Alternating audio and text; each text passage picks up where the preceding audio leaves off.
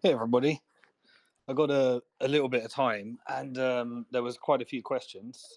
So I thought I'd just jump in a more relaxed environment over the weekend. And if anyone has watched the video series that I created this week, the first 5 videos, um, I'm happy to take any questions. I think I've noticed a lot of misunderstanding out there. So if anyone's got any questions, raise your hands, and maybe we can answer them. But yeah, it's just on the Celsius recovery plan and the 5 videos I released this week.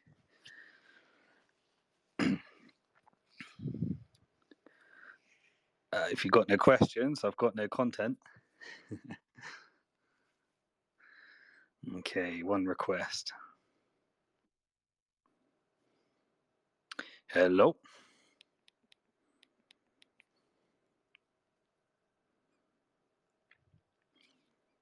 Okay, we've got a couple more requests. I'm just going to let up a couple of requests.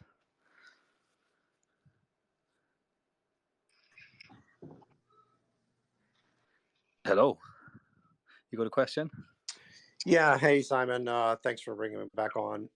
When listening to your last video, one of the things that you kind of, I think, emphasize a little bit is this idea around a recovery plan plus a cash offer or a cash plan, if you will, is a much better, or equity offer, if you will, is a much better plan than a cash only offer.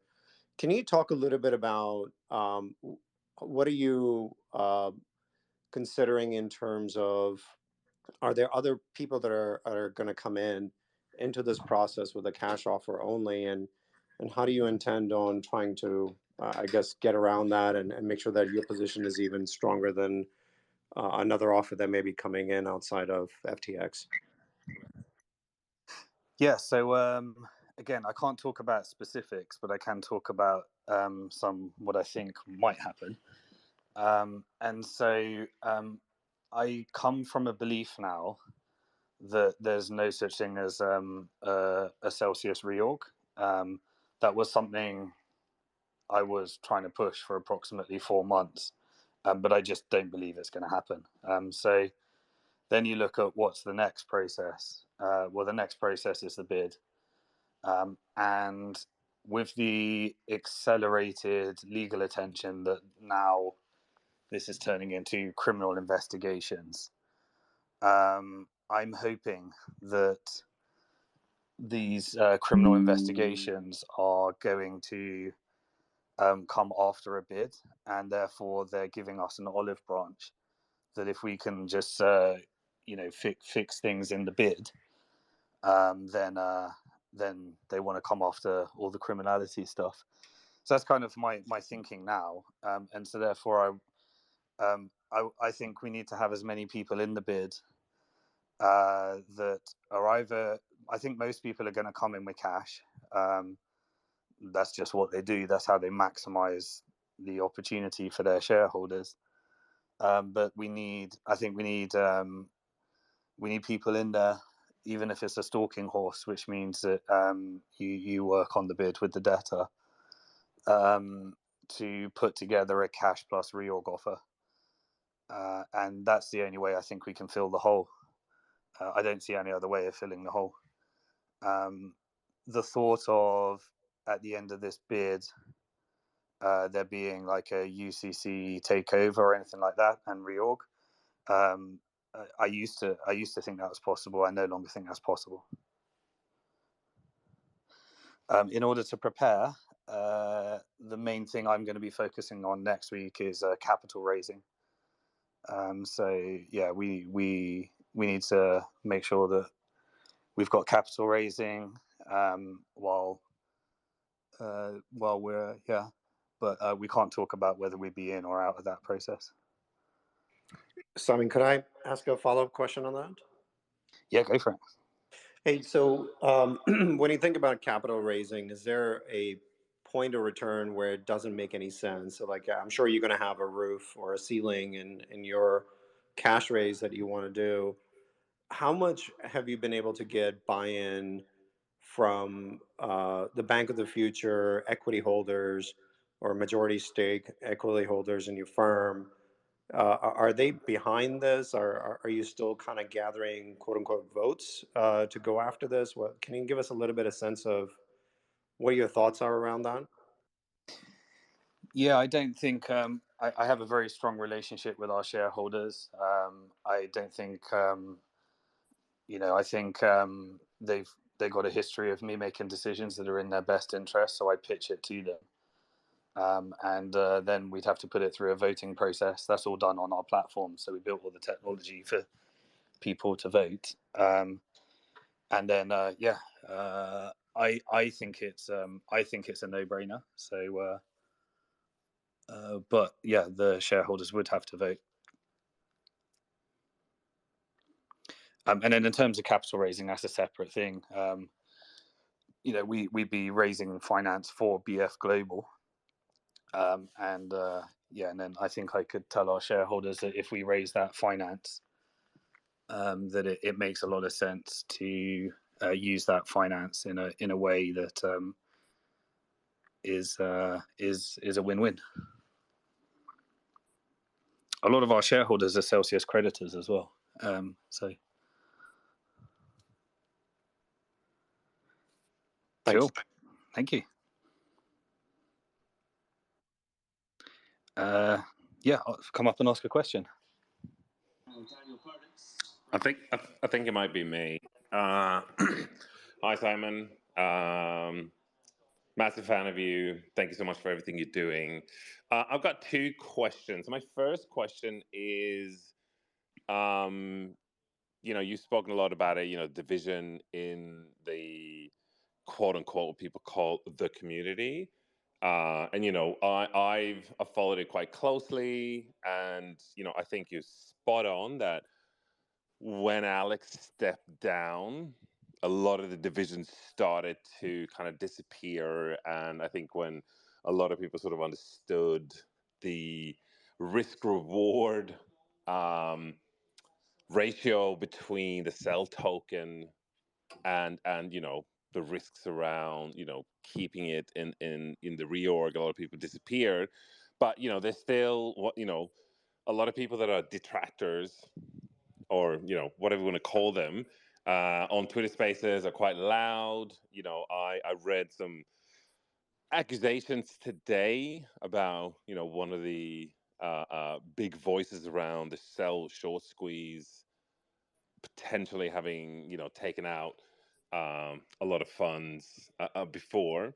Anyway, long story short, like it's quite a small group of people, and you're creating videos on YouTube and you're on Spaces. Do you have an idea of how many people out of the 300 odd thousand people that are creditors that you have reached?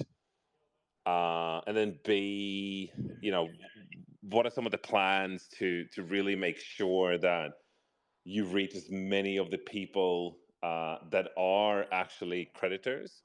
Because on Twitter Spaces, people talk about the community, and it's it's an echo chamber of it's 50 people that are probably part of the cell short squeeze, but they speak like they're part of the community.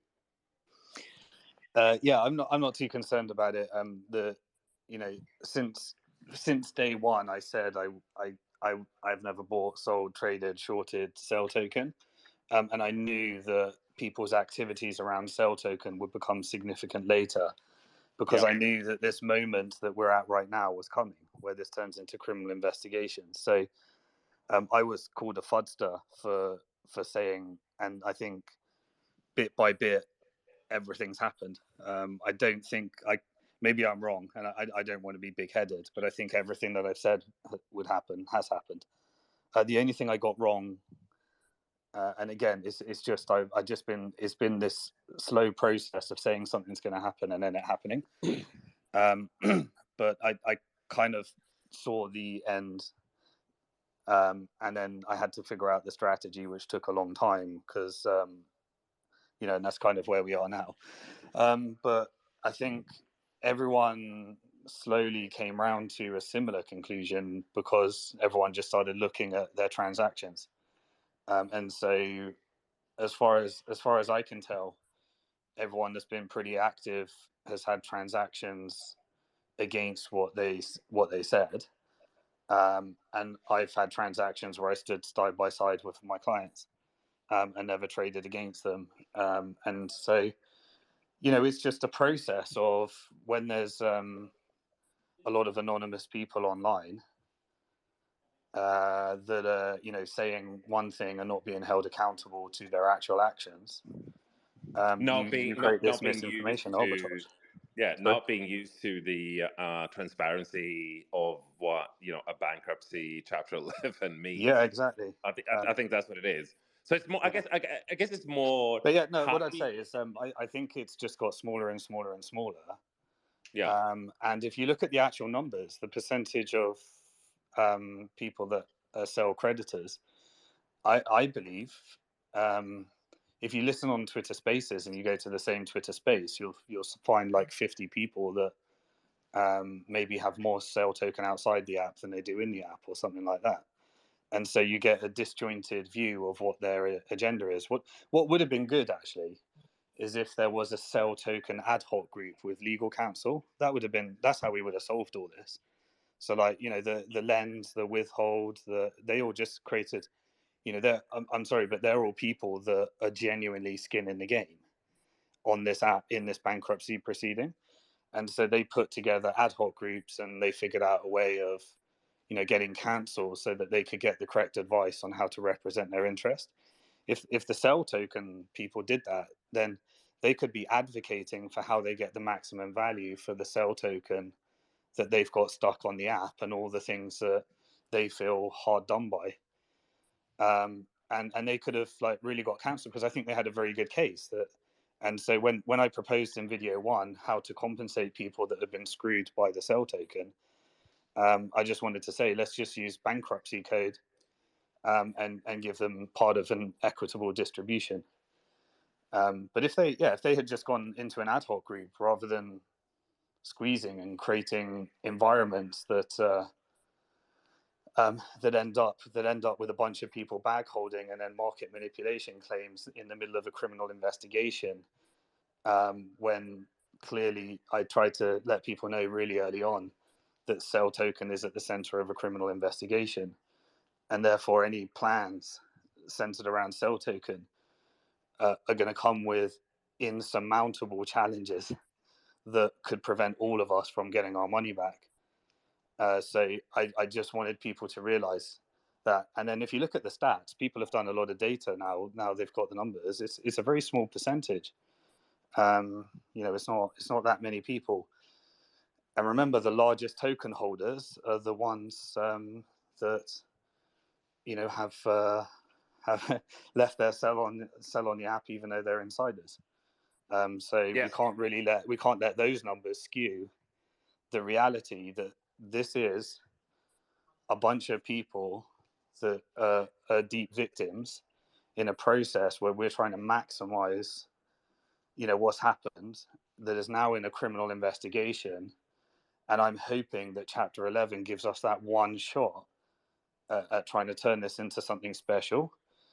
And I just really question, like, maybe some people are just so caught up in their own worlds that they can't understand what's happening to everybody here. But from the moment I got involved in this thing, yeah, I was obviously concerned about my own funds. But from day one, I was firstly, oh shit, there's a bunch of clients that I know that are in here. And then I just started experiencing the stories of what people were experiencing. And this just had to be about something. Yeah, we just had to do something bigger than just self-interest. And yeah, I don't know, it just comes down to a philosophy. I find in crypto, you find a lot of people that just, they're willing to just push their own bags based upon their own positions. And I don't know, I just think as an industry, we need to do better. And hopefully this is a process where we can do better. Yeah, I agree. And I mean, if we do better by giving up some short-term gains, in the long run, we are going to do fantastic. And I also think probably you're one of those people, because you look at what's happening now, and there's so many people here that are just so delusional, where it's like, no, this is not going to get past regulators, and it's like they don't want to accept it. And I think obviously you, with all your experience, you saw this extremely early on, so you wanted to, you wanted to share that. Anyway, I don't want to hold up too much time. The second thing, so basically, one of my things is like, how do we reach even more people that are not on Twitter Spaces Mm. to unify ourselves? That's the main thing that I'm like, we need to find more people in more ways. My second question is, you're talking about, fundraising. What are your thoughts around doing something around, crowdfunding? Because obviously there's a lot of people. There's some people that have, lost everything, but there's also a lot of people like, I would be happy to put down a few $1,000s. And if you look at the 300,000 people, what are your thoughts around crowdfunding to, because if you get an average of, $1,000 on 300,000 people, where obviously majority might give zero, but a lot of people can, give away a lot more. What are your thoughts around that?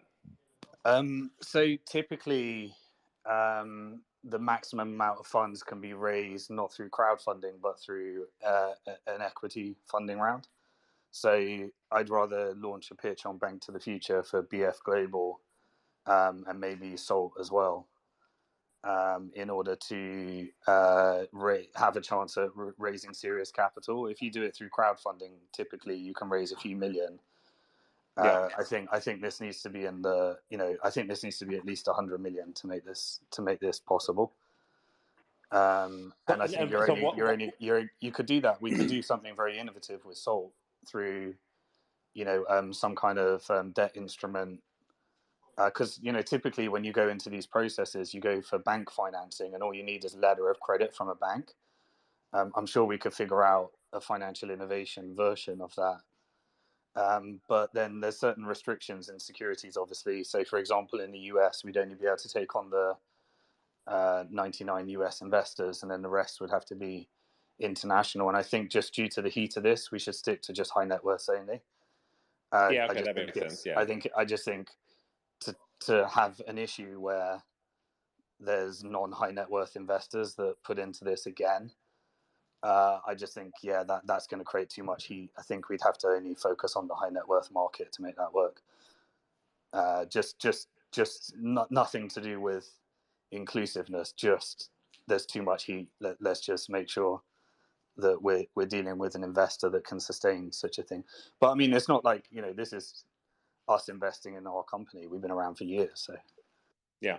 No, it makes total sense. Makes total sense. And the easy way to determine if someone is a smart investor is obviously their net worth. And obviously crypto has a lot of people that are very well informed, which that's the irony when you're like, you can go and you can bet millions of dollars on on gambling on horses or or whatnot. But yeah, I totally understand. It makes sense. Yeah. So I understand. I think I'd probably try and get shareholder approval for a funding round for BF Global on the platform. That's what I think we do. And then there's obviously lots of strategics we need to speak to as well. Yeah. I tell you the big problem with this funding, like when we originally got the line of credit, when we were trying to help Celsius implement a recovery plan before Chapter 11, the people, all of the normal, I normally would have 3 ways of funding something. The first would be just do it myself. The second would be to go out to other industry players that I've built relationships with. And the third would be our community of investors on the platform. I think the strategics all just thought, well, it doesn't really make financial sense to do a bailout. I might as well just put myself in the bidding process. So you lose all the strategics. And then other creditors are kind of in the mess, so they're the most motivated. You got a bunch of investors that missed our funding rounds in the past that would love to get in anyway because they've been begging for ages. And then you've got so those are it's quite a challenging one, but I think it would have to be done for creditors, by creditors, with some additional capital from Bank to the Future investors, I think. All right, awesome. Cheers. Thank you. That's it. Thank you. Hi, Simon. I think I'm up next. Yeah, go for it.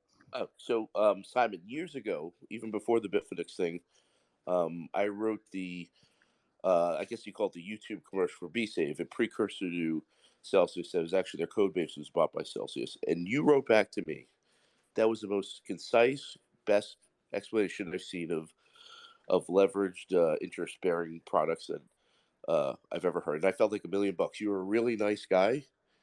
I say this as a You were from BSave back in back in the day, yes. Yeah, the backstory is BSave was a company that raised finance on Bank to the Future, and they built a layer on top of Bitfinex to create the saving account. It was a precursor to Celsius, and I believe that Celsius ended up acquiring. Yeah, the yeah. yeah. And it was a great company, and it was a little bit ahead of its time, kind of like the Apple Newton ahead of its time. Well, it went down because of the Bitfinex IOU token, right? Because they couldn't explain that because it had a user interface on top of the IOU token, and it didn't make sense. Yeah, and also I think the even more so was the fact that Celsius came out and was just offering so much better of an interest rate on Bitcoin, which wasn't totally insane. I would think they started off 7.5%. Yeah, people would tell me like, "Oh, why would you deposit money when somebody paid 18%?" I said, "It's been 3.5 for like 3 years. I never, I invest. yeah. I stay with the Bitcoin." But anyway, But that's the same with Salt. Salt was just like, we just can't compete with this. It's not possible to receive this yield, and they were just struggling. Sure, absolutely. And the point I'm making is, you're such a nice guy. You're a gentleman. As someone from a Bronx-born Marine, I don't have the elegance that you do when you're talking. But do you think now, and I say this in the most respectful way possible, and I'm 100% behind you, I think now it's time to turn. You need to start being an asshole, because people are delusional. You keep on telling somebody like Otis, "Hey, Otis," you say it nicely, 2 + 2 = 4. And then he and his ilk come back. He's like, "No, it equals 5." And you're like, 2 + 2 = 4, but no, it equals 5. I mean, It's time for Simon the dickhead to come out. I can't say it any other way, because I want my money back. You want your money back. That's my statement for the day. My question is, you want me to go New York on? You want me to go New York? Yeah, it's time. You've demonstrated enough. I mean, I said you weren't on the spaces with yesterday. I think it was Zach's space. I made it very clear that only one person has ever pulled this off ever. You're the Barry Bonds, and there's no Mark McGuire's or Sammy Sosa. So I'm not trying to blow smoke up your ass, but it's a fact. No one else has ever done this before. So why not just, it's time to go tyrannical on these people. They're delusional. You said it very nicely that 2 + 2 = 4. And they keep on saying, "No, Simon, it's 5." None of anything Celsius based is not going to get past the regulators. The Cell token outside of the app is probably toast. It's really sucks. I'm sorry, but it's probably true, and we have to go with the things that are most likely. So that was my statement for the day. I apologize. I know I'm only supposed to ask a question, so I broke the rules, and I apologize. I just felt you need to hear that. And by the way, every time I come on and make a statement, I get like 15,000 emails saying a DM saying, "Oh my God, we totally agree with you." So anyway, here's my question: Is it that hard?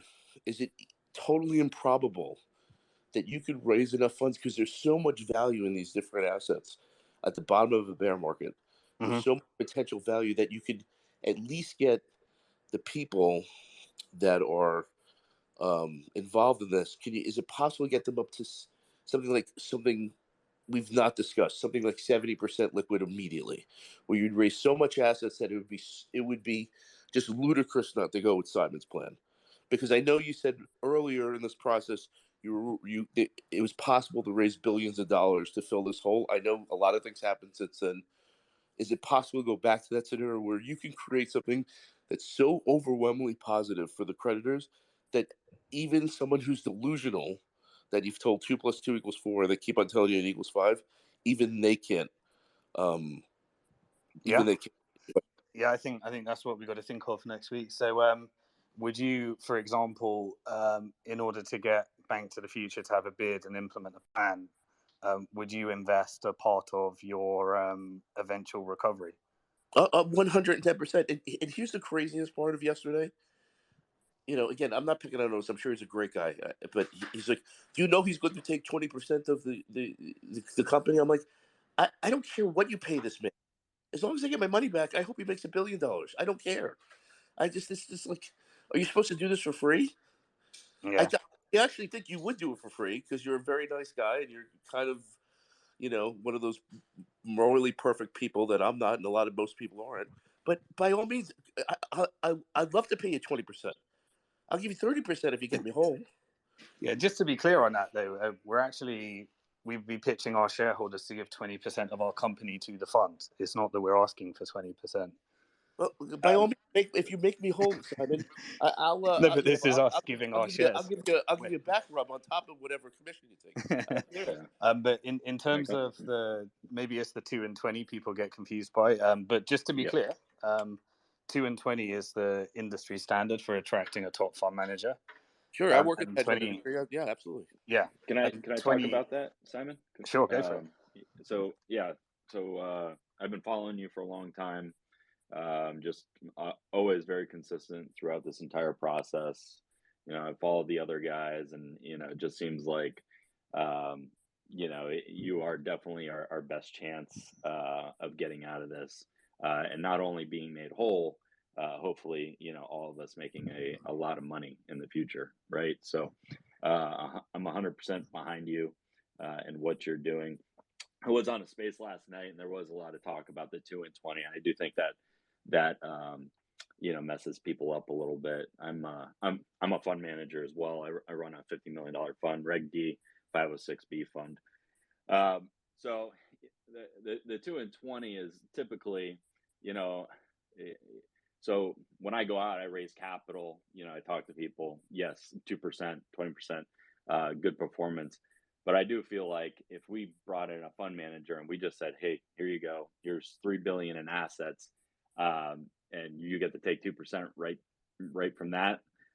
That's where I kind of, I don't see the active management and capital raising and everything that's going to come from that. So maybe there's a little bit more. Let me address that. So we don't do a 2 at 20 at Bank to the Future. We disrupted the 2 and 20 by doing 0 and 5. Okay. And the reason that we do that is because, and there's an upside and a downside to it, right? So we do 0 and 5, but think about the investors that invested in Celsius equity. We are just a 100% non-discretionary pass-through vehicle that has no funds to pursue legal recourse or be involved in any committee or anything. And so we by our terms, we can't even engage in that because we're just pure asset holding company, non-discretionary pass-through vote. And the advantage of that is if everything goes well and the company really performs, we only charge a 5% distribution fee. So you make money on the actual fees of utilizing the platform, right? Yeah, so Bank to the Future charges 5% distribution, whether it's loss or profit. And that makes sense. Zero admin fee, because we don't get involved in any of the legal. We just pass on the vote and you get to vote, and we just pass it on. But then if you want lawyers and active and everyone to figure out what you're doing and make decisions for you, then you need skill. And that's where the active manager that's kind of managing the assets comes in. So it's almost like two separate things. And what I would say is if the community want us to just do our 0 and 5 with no active, no problem. But me as a creditor, I think if someone's full-time job was to make the most of those assets, they can make 200% more than if you just left them on their own, and they'd only charge 20% for it. So for me, I learned a long time ago that cheap is not necessarily good, and it very rarely is good. And so when you have professionals, the reason Celsius is playing Kirkland is because Kirkland's going to get them the result and get this sold in a bid and try and remove as many of the litigation. But they're probably this is going to probably be the one they lose, actually.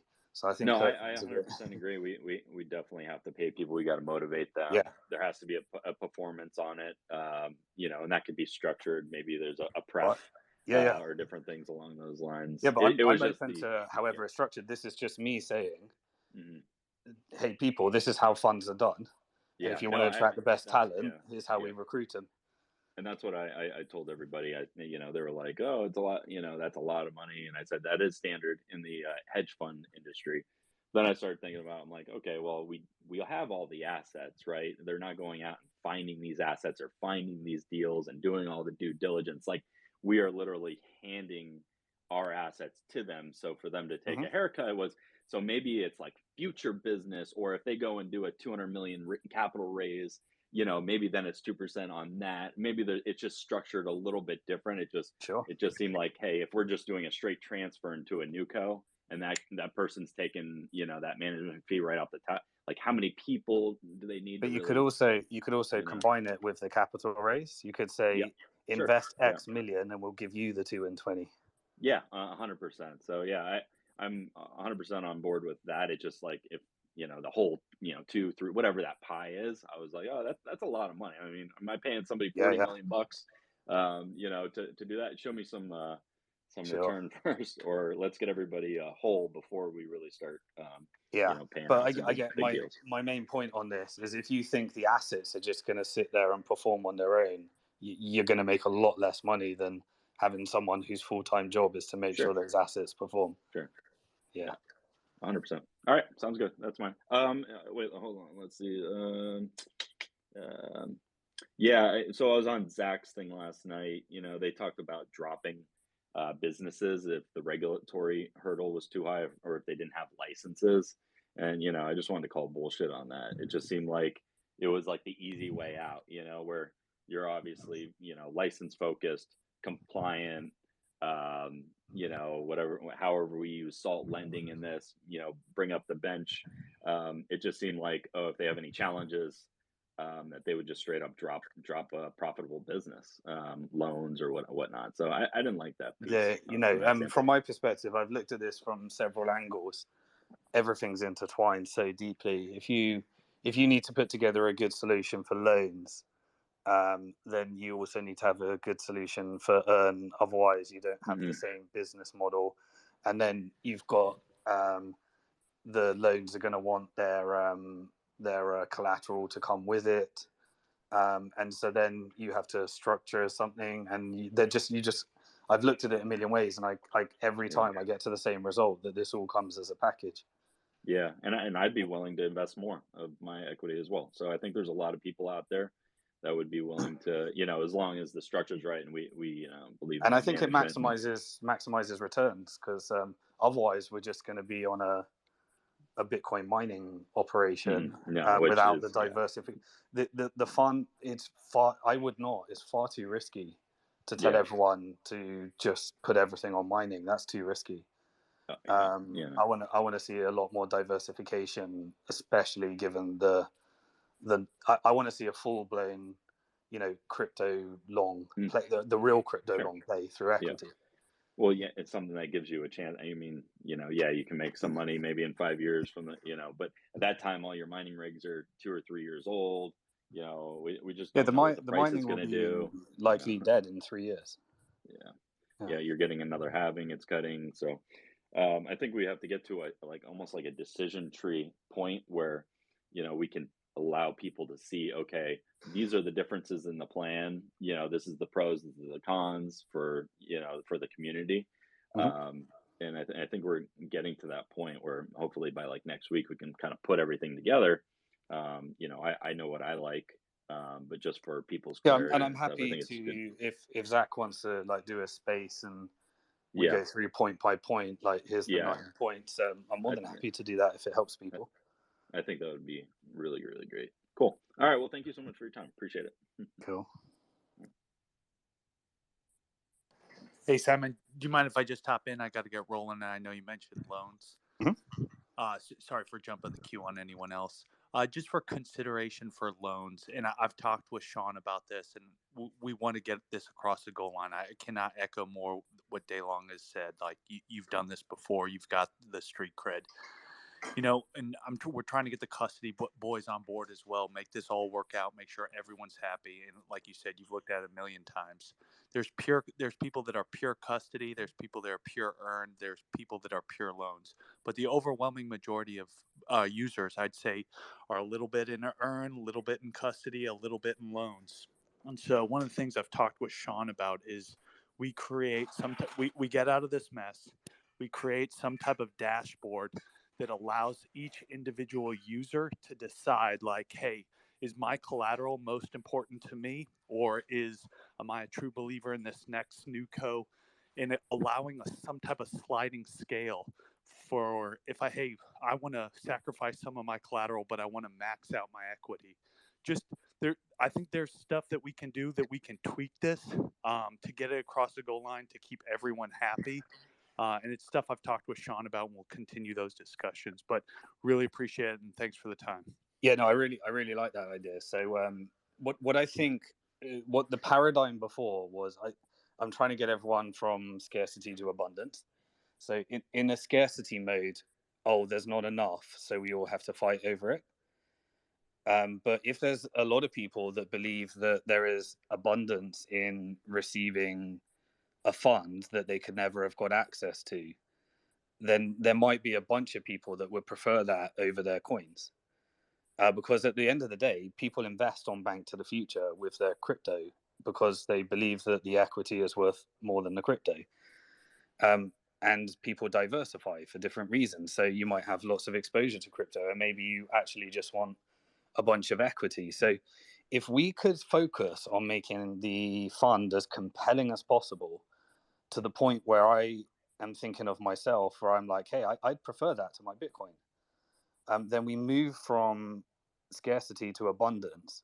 And once we've moved from scarcity to abundance, and obviously there's risks and disclosures and everything, then we may not actually be fighting over who gets their coin back. We might be fighting over who gets access to the fund. And if a bunch of people in custody just want their coins, but a bunch of people in earn want the fund, and if we're saying by definition the people in custody and the people that had collateral just really want their coins back, then maybe there's loads of people in earn that really would prefer the fund to the coins back. And so once we've set the parameters and everyone's out of scarcity mode, then we just need a mechanism for everyone signaling what they'd like to do, and then we can probably solve all our own problems. Yeah, 100%. I think getting away from a scarcity to abundance mindset and getting away from a short-term bankruptcy time horizon, getting out of this, getting into a long-term time horizon that offers borrowers a long-term option, continue paying interest, all stuff that we can figure out and tweak. But appreciate it. Thanks a lot. Pleasure. I tell you, Celsius Loans, and Ren, he's got to be the most proactive advocate for his interest group in the world, man. Like, he's a soldier, isn't he? You're lucky if you're in the loans group. Okay, who's next? I think it might have been myself, if that was okay. Go for it. Firstly, just I love what you're doing. I think even the way that you're displaying the information makes it very palatable and very easy to understand. So I want to say thank you for that. And I guess just a couple of points, kind of further to what Daylong and Celsius Loans were saying. It is frustrating as someone who wants you to succeed, and obviously I've got a lot locked up as well in Celsius. It's annoying, I guess, sometimes to see yourself being engaged with people like Otis, like Zach, who have never done what you've been able to do. And yet it seems like we're wasting time as such, kind of arguing the toss with people who are basically short squeezers. Can I answer that one? Yep. On the surface, you're probably right. But a little bit about me. When I find a problem, I go really, really deep into trying to understand everything about the problem from every different angle. And I personally have found it very, very useful to just... Sorry, it's raining here, making a load of noise.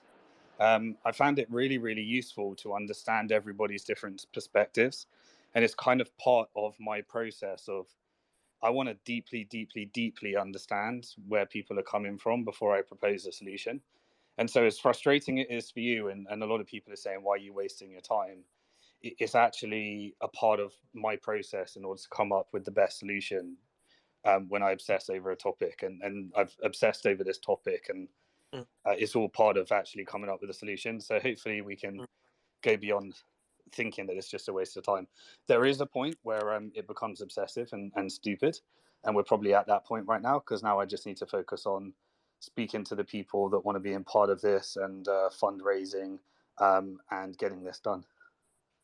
Yeah, because I mean, even just like, I'm a supporter of yours, but even just objectively speaking, from the outside, if you was to just listen to the way that Otis and Zach and co speak about this whole recovery, and then you listen to the way that you talk about it, it's literally evident that you've been there, done it, and kind of got the t-shirt. But anyway, the second point was that it's, I guess, a little concerning, just as someone who's following, I guess, your movements and what it is that you're doing kind of in spaces. It's concerning that this space has kind of popped up today. That would imply to me that this is kind of out of the ordinary. So is there something that's come to light, or is this kind of just an additional kind of...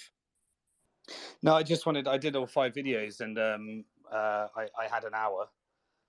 And so I thought, let me answer some questions. If people have watched all 5 videos, and it's a bit more chilled out on a Saturday, so I'm a bit more relaxed rather than in full-blown mode where everyone's trying to message me. So yeah, no. But having said that, yeah, the criminality disclosures, that's deeply concerning. Yeah, and I heard you on that. And last point, and I'll step down. And I wonder that means to me, reorg is just not happening. This is bid or Chapter 7. That's what I think it is. I could be wrong, but that's what I think it is. I haven't got legal advice on that, so but I think David Adler's saying the same. And last point, and I'll step down. What is the actual hold up here? Is it the exclusivity period? Like, because from what I can understand, I've been in not just your rooms but other rooms as well, and it seems like the general consensus is kind of everyone is, or the majority seems to be leaning to your plan and what you're putting forward. So if we're at that stage already, why can we not just get on with it? Is it the exclusivity period, or No, is it that you're kind of on it's the bidding process. You have to. The exclusivity is a way of stopping all the carnage and getting the bidding happening. And so before, when people were believing that Celsius is going to do a reorg, and by the way, they may just submit one, but I doubt it. The exclusivity is a way of controlling the process so you can get into bid. And so now you just have to follow the bidding process. But there's objections to the bidding process because custody, and property rights haven't been determined in court, and then they want an examiner to determine it. And so until we know the settlement between earned loans and custody, we can't really progress on the bidding process because it's getting objections. So we got to resolve that. And maybe it just has to happen in court. I'd much rather do a financial innovation settlement. So I've been focusing on trying to get the Ad-Hoc groups together. And that's why it would have been great if Cell had their own Ad-Hoc group, because they could have been a part of that as well. But there's special interest. If they could reach an out-of-court settlement, then that could be filed as a motion and we can move forward, is my guess. Otherwise, we just have to settle in court. And then we have to settle in court. They have to wait for the examiner report. And apparently, the examiner expressed on the hearing under oath, they were asking the CEO to provide the documents that they haven't been providing. So there's... and then now you find this criminality thing. You can see that there's competing agendas here. This is a big thing, though, because this is a big loss for Kirkland. If this ends in criminality, then this is a black mark on Kirkland's CV, because their job is to make that not happen. Yeah, I guess practically speaking, and I hear what you're saying. I guess practically speaking, we're just looking, or I'm just trying to understand like some sort of time frame as to like when is it that we can kind of all get behind what it is that you're doing and at what date or point. And I know Yeah, so the game. exclusivity is. Well, I think next week we need to focus on capital raising. I'm going to need everyone's support in that. That will be something that we need to find the high net worth investors that are able to take an additional risk in this group and would like to own shares in BF Global. We're going to have to do that, and then we once that milestone is achieved, we're in the bidding process, and everyone needs to kind of feed me back if there's any key issues in the plan that they really don't like. So I know some people really don't like parts of the Equitable haircut distribution, and there may be some tweaks on that because so that's where I think people can engage in the process. And again, just maybe combating misinformation. So rather than me having to jump on spaces and explain the same shit again and again and again, just maybe taking some of these sound bites and educating people that how people are describing it is not how it is. Yeah, thank you. Hello. Hey, Azad, you Hi. jumped on.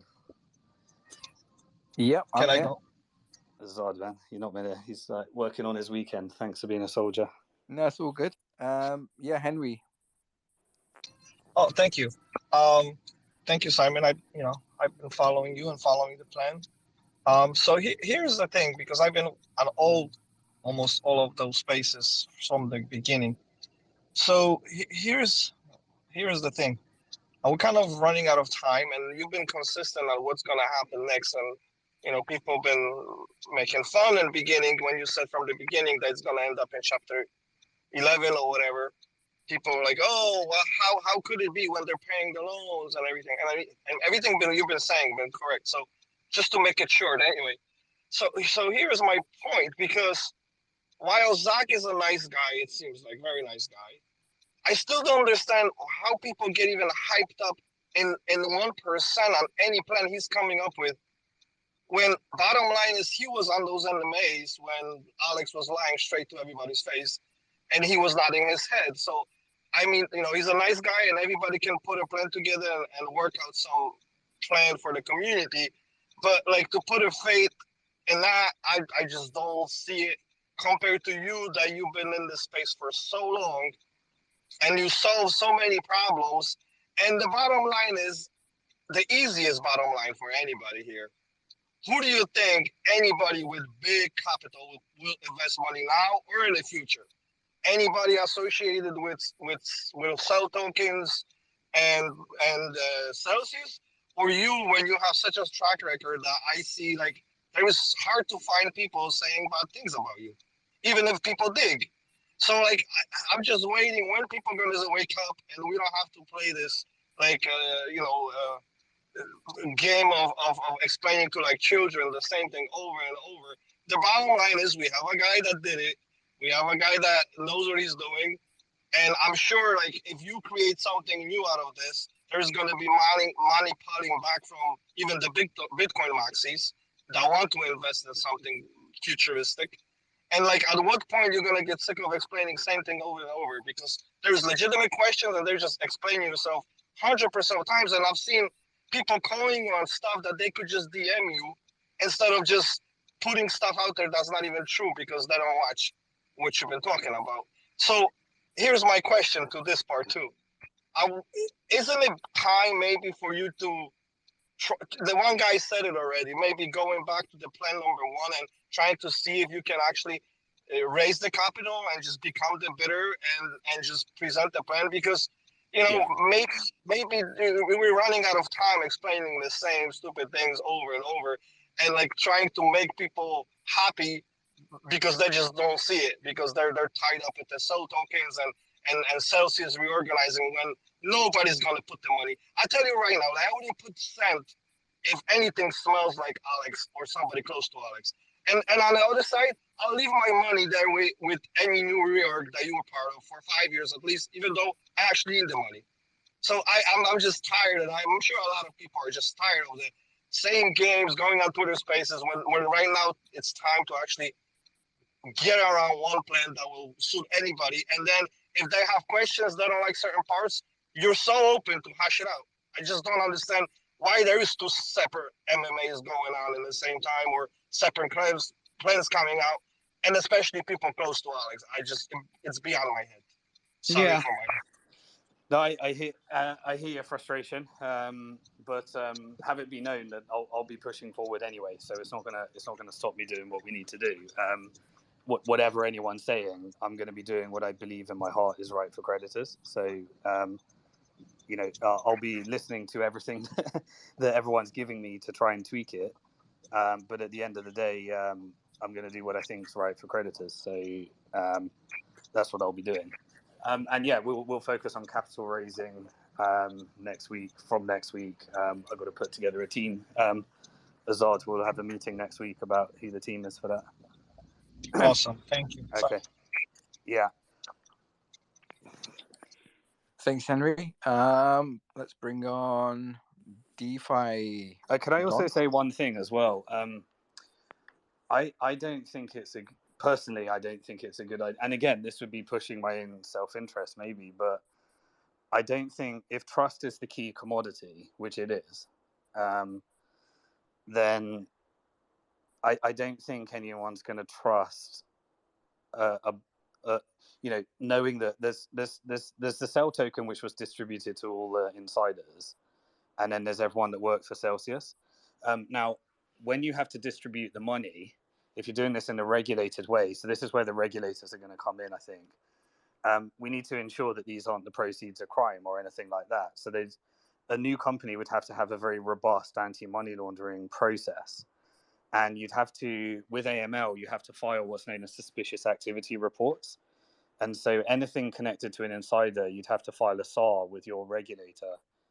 And then that would have to go through a process, especially if there's a criminal investigation. So by allowing the existing company to be in charge of distributing their own money, I just don't think regulators are going to have it. And that's why they're putting their objections.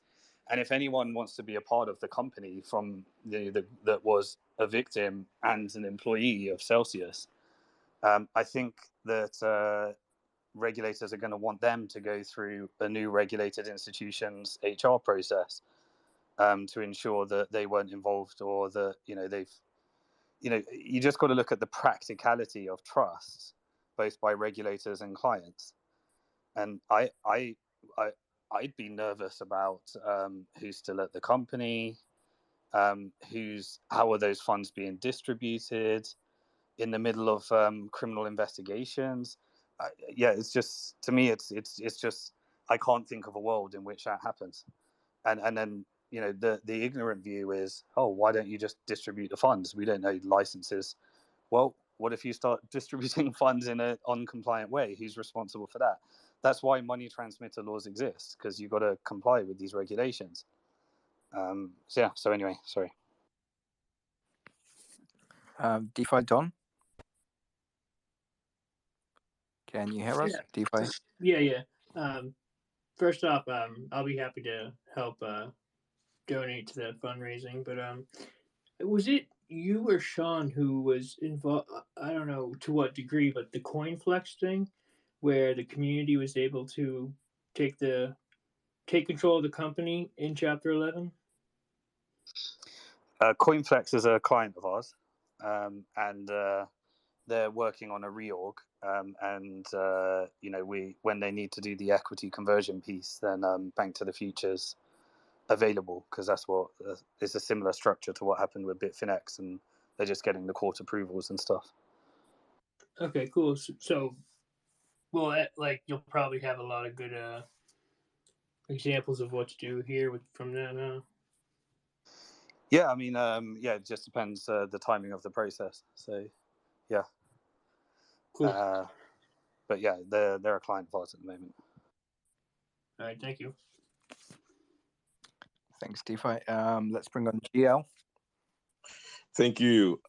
Hey, Simon, I think it's great to sort of hear more about how this fund is going to operate, because, to be honest, it's so awful realizing we may be getting like a quarter of our Bitcoin, you know, when you look at the totality of how the numbers shake out. So my thought is, I think it's really interesting to learn more about how this fund would work, how would new money enter it, all that. And I sort of feel like if we can focus on the positive of that moving forward, it maybe takes a little bit of the sting off.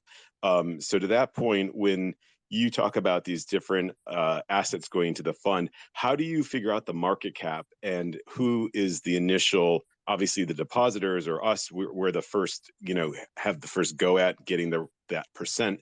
But as you bring in new money, or like you said earlier, the 20% from Bank to the Future Global, like how does that get distributed? Because not that I'm challenging you, I just feel like it's hard to grasp. And I brought this up to you before when you posted that 20% equity injection. I knew everyone was going to get crazy and question if we're losing 20%, and, you know, give people a chance to be confused, and they will. We know that much for sure. I just feel like modeling some of that information could be really helpful, because I think people who want to go Bitcoin long love this idea that a fund could kind of level load the risk factor moving forward, and we don't have to think about jumping in, jumping out. Because to your point, the mining business does maybe sound like it doesn't have, you know, a super long-term plan, but I like the idea knowing that this fund is going to make the movements through the time going forward. So I think that's a huge strength of you, that's product you can create. And just think of how many more people would want to buy into that fund, even if they were never Celsians.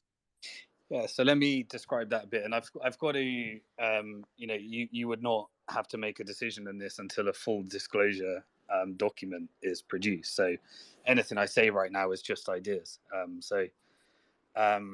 You know, the actual decision is when a proper disclosure document is created. But the way I'd be thinking about it is, so let's say I've lost 50% of my Bitcoin. In my mind, I think about what kind of structure could replace Bitcoin for me. And I think about, well, what I'd like a fund. Now, what would I want in a fund? Well, firstly, I'd want a proof of work play. So that's Bitcoin mining. Then I'd want a proof of stake play. So that's GK8 custody. I'd want to play the profits from all the different coins and things in the industry. Well, that's normally equity and exchanges. So what could we do? Well, what if we had a business that could create over the next few years, combine all the custody technology, all the lending technology, and all of the securities technology, and that business, we transfer 20% of that business to the fund. And then why would our shareholders sign off on that? Well, because I pitch them that 300,000 customers is worth it. So essentially, imagine this fund now. So the way that Bank to the Future works is that every time we raise finance, so remember this, we don't do a 2 and 20, we do a 0 and 5. So the way that Bank to the Future works is every time we sign up a new client and they raise finance, we charge the client 5% to raise, and the investor invests for free, but they pay 5% of any dividends or exit or token distributions. And so every time we raise finance for a client, we end up with more assets under administration in our company. And if those companies exit, like Coinbase, we ended up with 5% of the shares when they went public, or 5% of the Bitfinex dividends when we did the recovery plan with them, or 5% on the buy and sell on the secondary market, or so 2.5 each way. Or when Bitstamp was acquired, we distribute the funds to our investors and we receive 5%. So we don't end up, what essentially we get is a bet on the entire industry. So the more companies, when we did Celsius, it's the more companies we raise finance for that succeed, then the more 5% we get. So it's a bet on the whole industry. And we've already got a lot of 5% because we've raised finance for over 100 companies already. And obviously just don't take these numbers because they'd have to be full disclosures, and you know, I'm just giving you one side of the story. Right. So Maybe it's premature and you don't have to go on anymore because I get it, but it seems like maybe if you could model that and make it simplistic for people to get that, because yeah, it's but a lot to that digest. would come in an actual Yeah. disclosure document. This is just what I wanted to do is help everyone understand. Here is what I would do if I could get in my ideal world how I recover and outperform my Bitcoin with a lot. The only way to do that is a lot of risk, and the only way to manage risk is diversification. Because we do invest in companies that blow up. Celsius is an example. So that rather than everybody saying bet on mining, just say let's create a fund. And so then you've got the structure, right? You've got just initially put the assets in. Maybe in the future we want to create a whole business out of that. And I wouldn't say go out and raise more funding. I'd say just distribute all the returns to investors on a quarterly basis as they come in. Maybe there'll be no returns on some quarters. Maybe it would take 3 years to IPO one of the companies. Maybe all three of them IPO, and we hit a hat trick. Who knows? And would there be any scenario where, like, I know this whole process is going to take another 6 months, but is there any way to forecast if your ideas were implemented, how soon would we be able to get any form of a distribution of profit? Only because some of us, like myself, who are kind of relying on the yield, are completely toast right now, and that's a huge trauma in a lot of ways. This is called financial triage, and I'm just wondering if there's any hope or glimmer of what you could forecast. I know it's a risky question to answer, but I'm just curious if you have any ideas about that. I couldn't forecast because the data to make those forecasts is under NDA. So but initially you've got your funds up front anyway. You've got your 50% or whatever it turns out to be. And the rest is just a long-term relationship, which is let's spend the next 3 years together. And if we make you money, we think you're going to use our services. And you benefit from everything that we create. And you've got a diversified play. And so, and then people can decide, do I actually want my coins or do I want that? And then, but remember, there's also the opportunity for secondary market. So if you want out, there'll be a bunch. Remember, the only way in, you can't invest in this fund. The only way in is to be a creditor. That's the only way in. So how do you, rather than us raising more funds for the fund, I don't think that's a good idea. Why don't we create a scarcity play? The only way in is to buy it off another creditor. That's very interesting, and I think that's very smart to pounce on that, because that concept makes you feel like, maybe you only have a couple 100,000 or something, but the idea that the guy with 10 million can't get in, but you did, I'll leave it at that. Thanks so much. Let's make this an exclusive club. Let's create loads of perks for being in our investment club. I think that's the way. Yeah, I think that's smart. I think that's maybe the way you make everyone who was an original Celsian to kind of feel like this sting has been worth it. You know what I mean? Because it's been brutal. And thank you, Daylong, for speaking up. I've been waiting to hear a voice like that. And Simon, take advantage of that guy. He can message in 4 seconds what I know you're smart and you're eloquent, but I like a bottom line. Aaron's amazing. Yeah. Yeah. And so bring him on as often as you can. And I tried to DM you, Daylong, but I could not DM you, but I wanted to thank you personally. Okay. Thanks, Simon. Keep it up. Pleasure. Do we have another Telegram group, Simon? You mentioned about a exclusive investment group. Well, no, we've got our retirement plan, the online wealth management program people. But if we pull this off, we should have our own investment club. Everyone should get priority access to deals. Everyone should. Let's just make this where it's the most. Let's make this the most amazing thing we can together. Let's create perks. Cool. Okay. Daylong, have you spoken, or do you want to? I see Daylong's a speaker on here. Okay, let's try Orpheus. Yeah, thank you. Simon, I had a question. The idea of killing Cell, doesn't that require the remainder of our tokens to fill their hole? So burning Cell means that you have to attribute a value to sell. And so you've got a few choices. You could just give everyone their sell, and then it's a race to sell with an S once they get their funds, which I think would attribute, I don't know, there's, crazy things can happen in crypto and it's not investment advice. But that would, essentially just drop a massive percentage of the supply onto the exchanges. Now, regulators are going to be very concerned about that race to sell. They're going to ask a lot of questions about that, and they're not going to be happy. And then imagine if the company still owns their own sell tokens on Treasury, and they effectively, once this is signed off, could dump them and get ahead of that race. This is like not questions you want to be explaining to regulators to get out of Chapter 11. They're just going to want that to disappear. I agree. And so, so what happens if you burn it, then via the equitable distribution model, everybody needs to share what Bitcoin and ETH there is amongst everybody on the platform.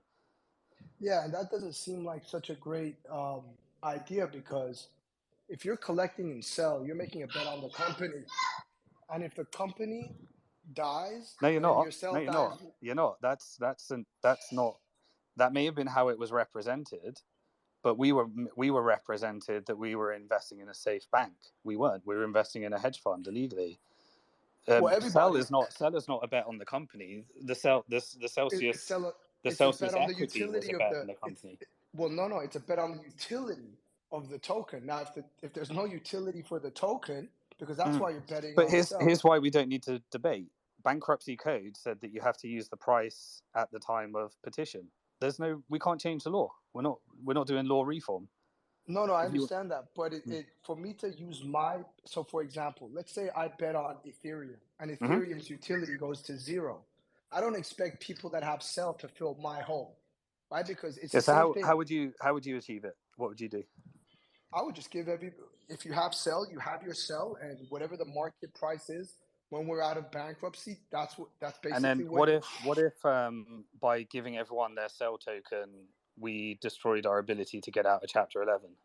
How would we have destroyed our ability to get out of So that's a hypothetical, right? It's a hypothetical, yeah. Right. Okay. I believe that regulators would want answers to the question of. But what if we had Plan A, B? Okay, so Plan A is you have your sell. If regulators don't have a problem with it, you're stuck with it. Because on the flip side, it doesn't quite work that way. When you go to regulators, you need to demonstrate that you are a competent player. And if you put together competent plans, that you're going to lose your trust. You can't come with like, here's the riskiest plan we can come up with, and if you say no, then we'll come up with a conservative one. My belief is you're already asking them to forgive us of a lot of really, really shady shit. And for them to do that, they need to see that this doesn't screw up their agenda of how they want people to act in the future. And they don't want what you're asking for. They really don't. So I may be too conservative, but my experience of dealing with regulators is if you send them something that they really don't like, then you end up in an endless loop of trying to prove that you're a competent player. If you send them something really, really clean with a really great understanding of regulations, then you just end up negotiating on a few points. Honestly, sell is, you want that to go away, and I don't want my Bitcoin diluted by sell, but I know that it's the thing to get, that I believe it's the thing to get out of this. And you don't think the regulators will have a problem with that per se? They may. So we may have to do. I mean, what model would you choose? Like, so basically, the model that I would choose is the most logical one. If give everyone sell. Yeah, if you were collecting in sell. So, for example, if there's a restructure and sell survives, and it becomes an extremely profitable token, I don't have sell, so I don't get to reap in those. I don't get to reap. The regulators know that sell is over. Sorry, this is not a statement. This is a belief, right?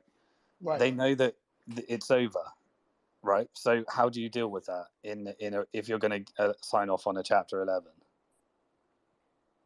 And are you gonna give everyone a dead asset in a race to sell on the market where the company could dump some of their treasury? Or are you just going to say, get rid of this in any reorganization plan, and we may consider it? Yeah, but then there has to be some type of like maybe a 50%, right? So look, 50% of your sell is dead. But bankruptcy and the other code already says you can't change the bankruptcy law. You can't give everyone, you've got to treat everyone equally based upon the price at petition. It's not my law. It's not my rules. It's the law. I understand. And my second question is this. I was actually, and this is just for everybody who's bashing on Zach or anyone who's bashing on Simon. Simon, I understand that you had a lot of equity in the company too. So this move to bring Bank to the Future and Celsius together is going to be a really big thing for Bank to the Future, which isn't a problem, right? Because if your interests are aligned with the communities, why not? Just to be clear, it's 300,000 customers that we're willing to acquire with equity and give all of the assets that we could bid for, like everyone else will be, to creditors. Right, that's a big price we're paying, a big price. Because the alternative is I could just come in here and bid for everything with the same amount of money and give you squat. Right.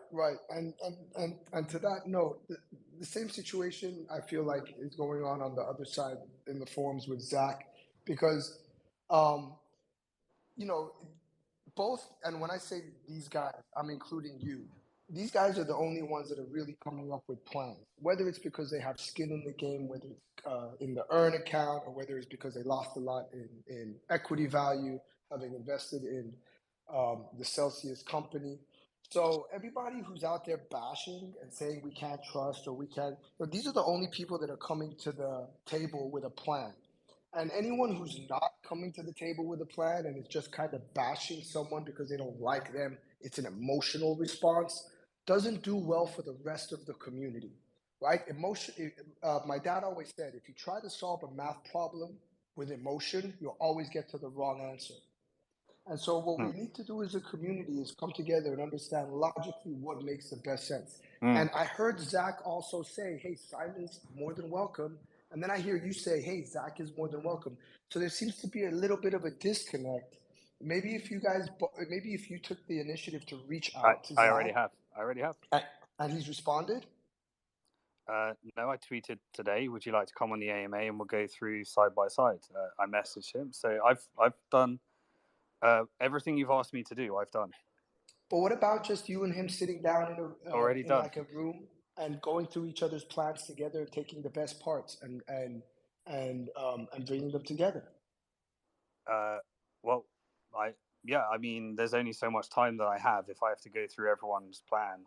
I think it's just I asked the community to come up with better ideas, and but yeah, I mean, I prefer to do that publicly because then it's just more engagement. I don't want to do that privately; it's just better.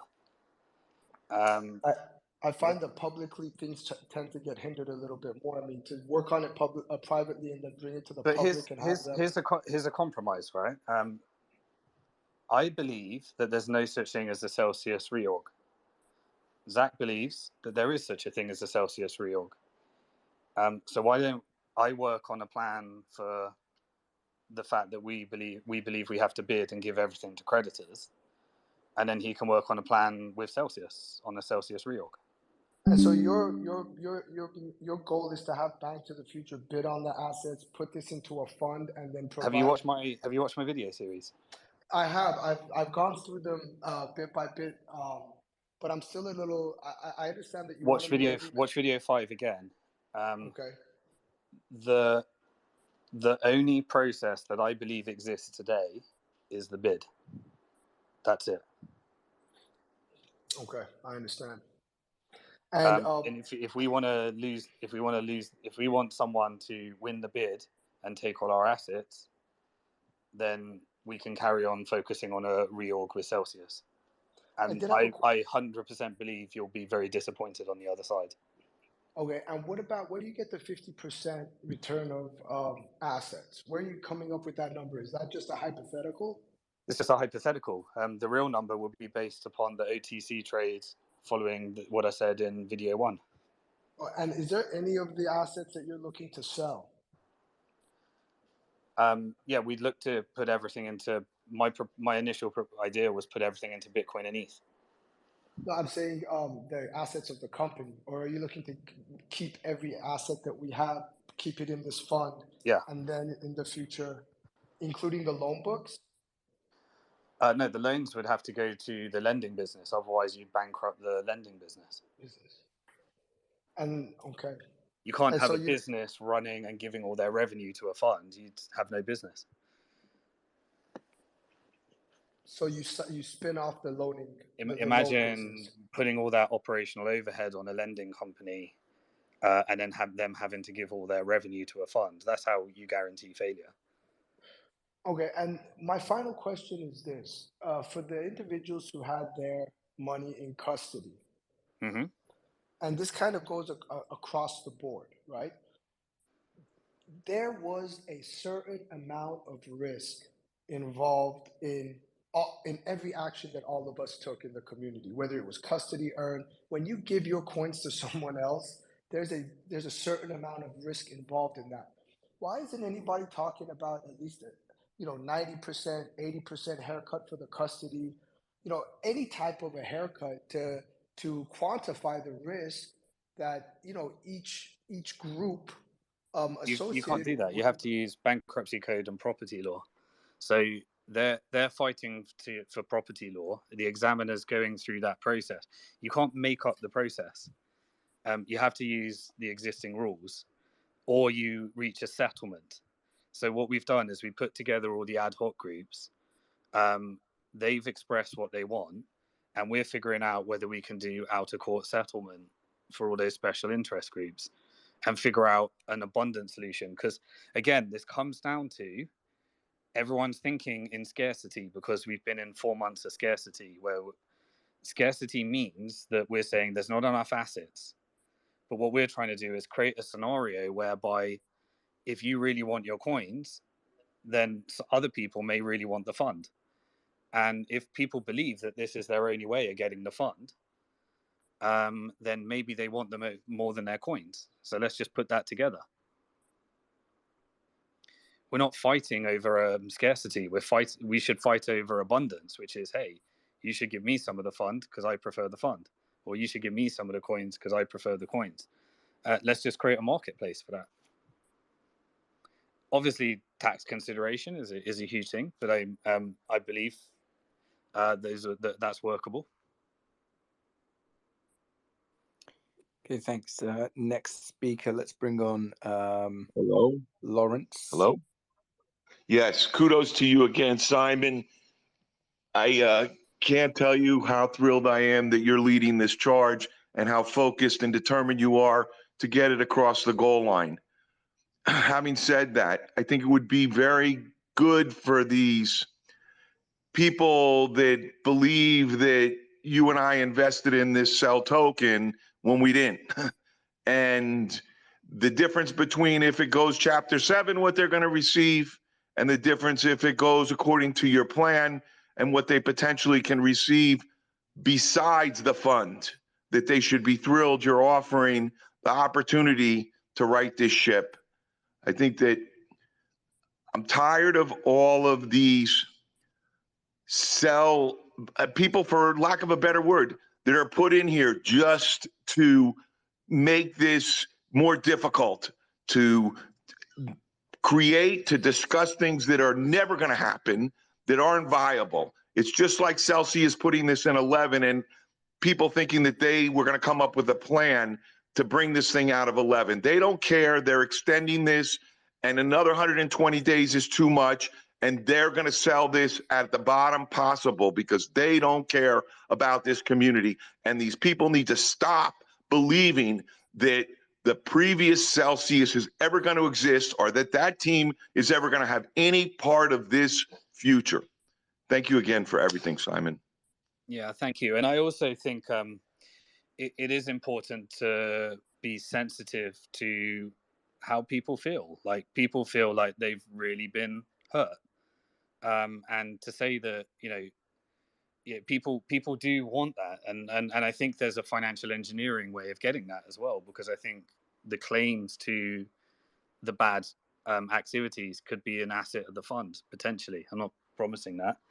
It'll probably be negotiated on the way out, but I'm just saying that we are all focused on solutions, but it is important to remain sensitive to, you know, if someone feels that they were really victimized, it's very hard for those people to, you know, have to just be in the same room of someone that's done them something wrong. And, you know, it's very triggering. It is very triggering. We need to understand that brings out an emotion, because we're trying to move on, and then there's someone sat in the room that, you know, people feel very wronged by. It's like, you know, it's like it's you have to be sensitive to that. It's not just something that you can just write off in your mind. It's quite traumatic for people. Okay, let's bring on crypto adjudication.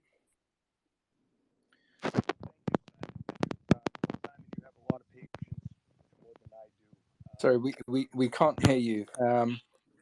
Hello? Can you hear me now? Can you hear me? Yeah, much better. All right, great. Thank you, Simon. Thank you, Azad. You have a lot of patience, much more than I do. Daylong, GL, and NXS speak about this AMA has been invaluable. I've learned so much. I believe in Bitcoin. I believe in infrastructure coins. I'm a creditor on Celsius for a long, long time. I learned a lot of things about Chapter 11 I didn't want to learn, but I'm 100% confident that there's no reorg coming from Celsius. I don't know the ins and outs of the lawyer games, but I smell that there is no reorg coming. And if there was a reorg, it'll get blown out of the water. Now, Simon, you sound very calm and very professional. I'm just asking, please take the bull by the horns. I want to echo some of the other callers that have talked here. Please take the bull by the horns. We need someone very aggressive now, someone with the skills and experience that I think only you possess in this area. So my question is, when are you going to kick it up to another higher gear, take the bull by the horns, push this through? I think the bidding process that you spoke about is where it's going. I have a couple questions. One, when are you going to do? Yeah. Also, let me comment on that. Firstly, you have to remember as well, the bidding process is the fast process. Yes. Reorg takes ages. Yes. Like, that's a 2-year process to get Celsius compliant and agreed and signed off. Yeah, that's not going to happen. Bid is the fast process. So if we want out, it's a bid and reorg. Yeah.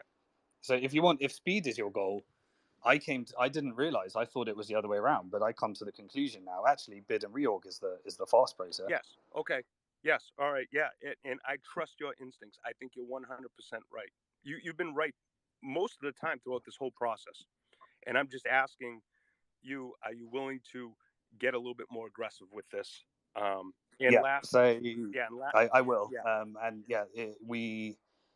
Our biggest risk to this not happening is that we don't raise enough capital. That's the biggest risk. Well, you're in that position too. You're in that position much more than anyone else that is putting forth plans here. So it's just a plea to you. It's a plea to other people to get behind you and see that, the risk is too high of me not getting back anything. I'd rather take some risk to get back something in the equity and the funds that you spoke to and the high net worth people that you know. All your instincts are right. And my question is just, when are you going to pull the trigger and just, you're very political and nice to these other guys, but someone has to step up and really get aggressive. And I think you're that guy. That's it. That's all I wanted to say. Thank you very much for everything you've done. Thank you. And I just hope that someone can step forward, and because the plan's there. You got the plan. You know what you're doing. Okay. Well, sorry, I got a question. When you say get aggressive and pull the trigger, can you be specific on that, or is this lingo? Well, it kind of echoes what other people have done here. I know you're a nice guy, Simon, but you have the quickest way through this. You've already stated that.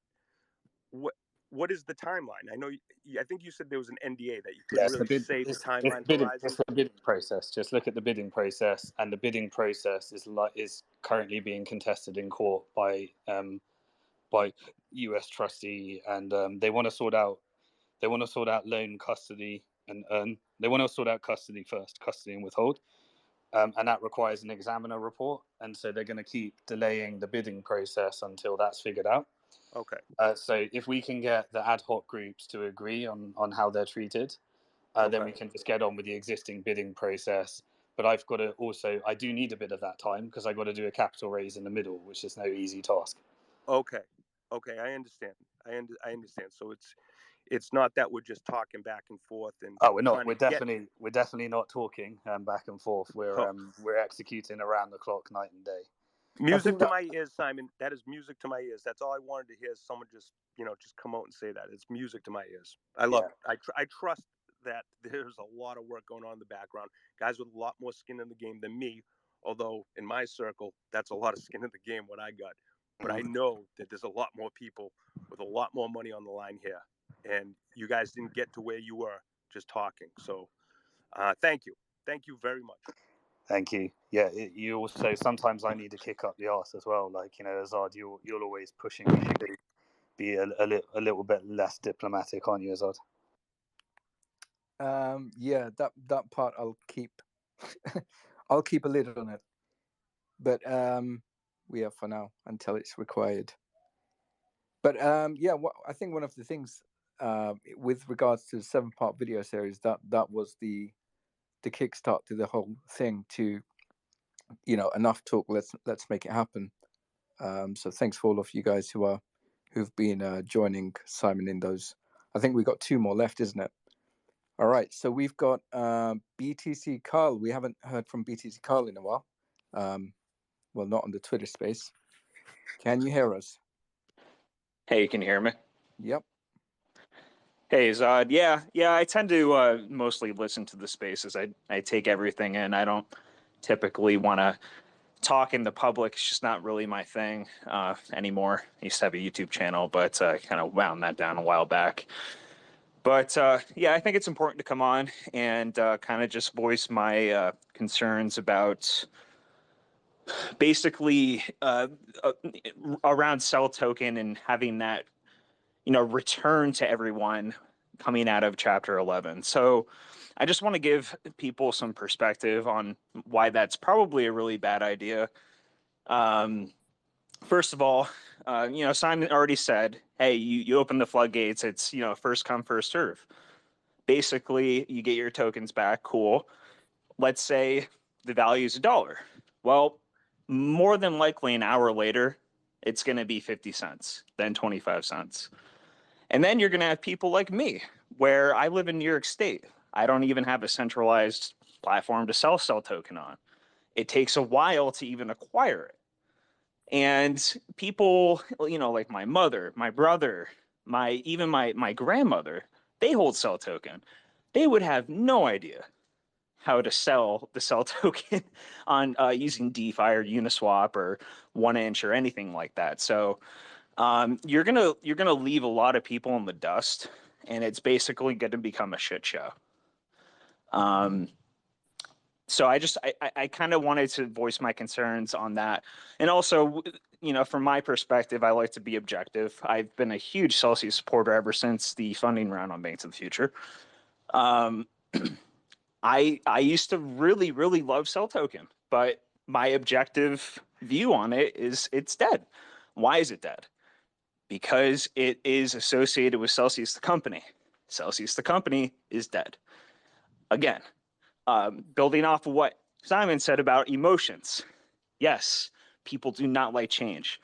We really did like Alex. We liked Zach. We liked the AMAs. We liked all of this stuff, and it was amazing. But we have to let it go. It's done. Alex is gone. Zach is still here, but he also has a huge emotional attachment to Cell Token. And I totally understand that. He's a good person. I can tell he's a good person, but I know I'm ranting, but I just wanted to kind of voice my concerns on that because, it's been like 3 months and we're still talking about Cell Token. I think the best idea is to convert it over to equity in this new fund.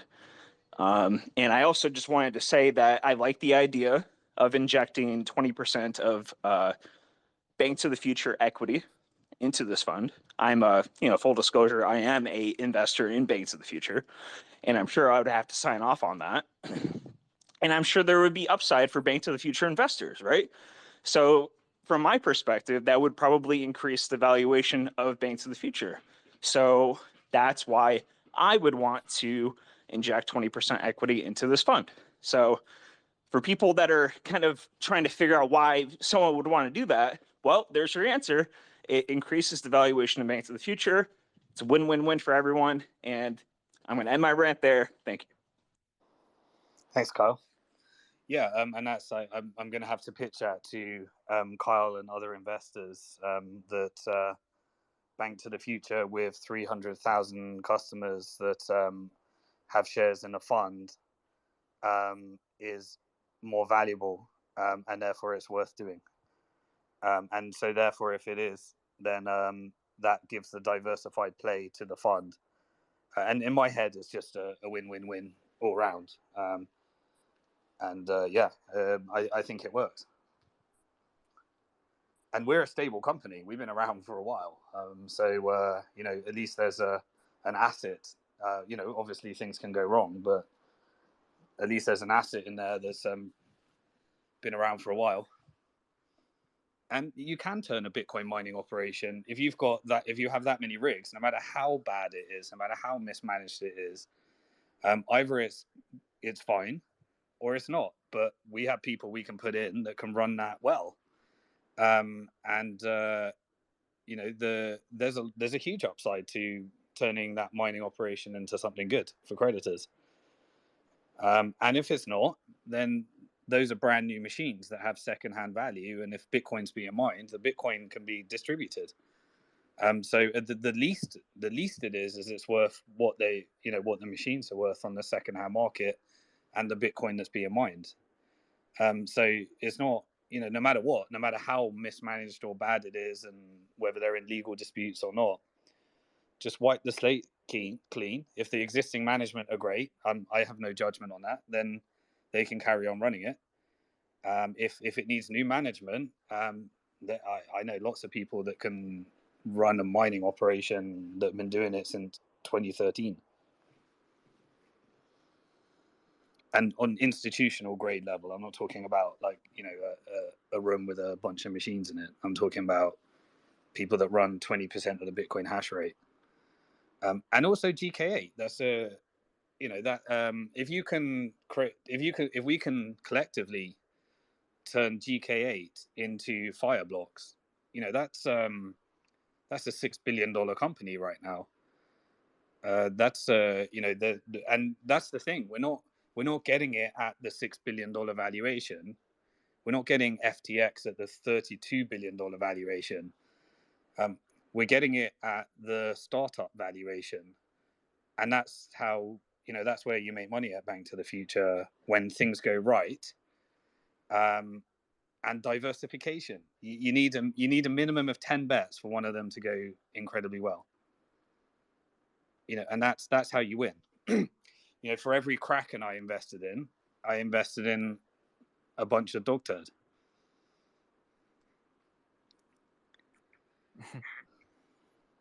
Like that term. Okay. Let's bring on ETH Partisan. Can you hear us? I like all these names, by the way. ETH Partisan. Wonder what they mean. Let's go for Thomas Connolly. Thomas, can you hear us? Yeah, I can hear you fine. How are you? All good. That's good. Simon, just first to introduce myself. So similar to yourself, but not of the same magnitude. At the peak, my assets on Celsius were in the $10 million range. I am a retired individual and did those serve as the managing partner for Ernst & Young in their mergers and acquisition practice and transactions. So my experience in terms of asset buys, asset sales, reorgs, and do you want to apply for a job as a fund manager? Well, actually, I run a hedge fund as well. Do you want to come out of retirement? It's always possible. Okay. But we got some good crypto expertise. We look for some TradFi expertise. And well, actually, my hedge fund is in crypto. Okay, got you. And gotcha. So, but the reason why I asked to speak today is a couple of points I think I'd like to make. And one is that I've been waiting for the presentation that you recently just gave. it is really what I thought would be where we would evolve to, not necessarily from you, but that in terms of a solution coming about that has a reorg aspect to it, this would be the kind of result or presentation that I think would go a long way to meeting the needs of the community. Thank you for that. I think it's very, very important. And now a couple of comments. One, in terms of the Celsius token, my comment here is that there needs to be a way to filter, if you will, the value of the Celsius tokens that have been bought on the market and deposited with Celsius or bought through the OTC desk at Celsius, and give credibility, if you will, to the value that people paid, not at the price they paid, but I mean in terms of the value that's established at the bankruptcy date. But I would cull out of the Celsius tokens, and this may already be contemplated, but I would cull out of that any of the tokens that were granted as awards or bonuses to employees. And to the extent that they would be included, I would only include them to the extent those employees paid taxes and therefore had out-of-pocket cost in regards to those Celsius tokens. But all the other Celsius tokens that have not caused anyone to pay out of their pocket for the receipt of those, and that includes Cell tokens given as compensation, I would cull them out. Let me comment on that as well, because Sure. and then you carry on your next part.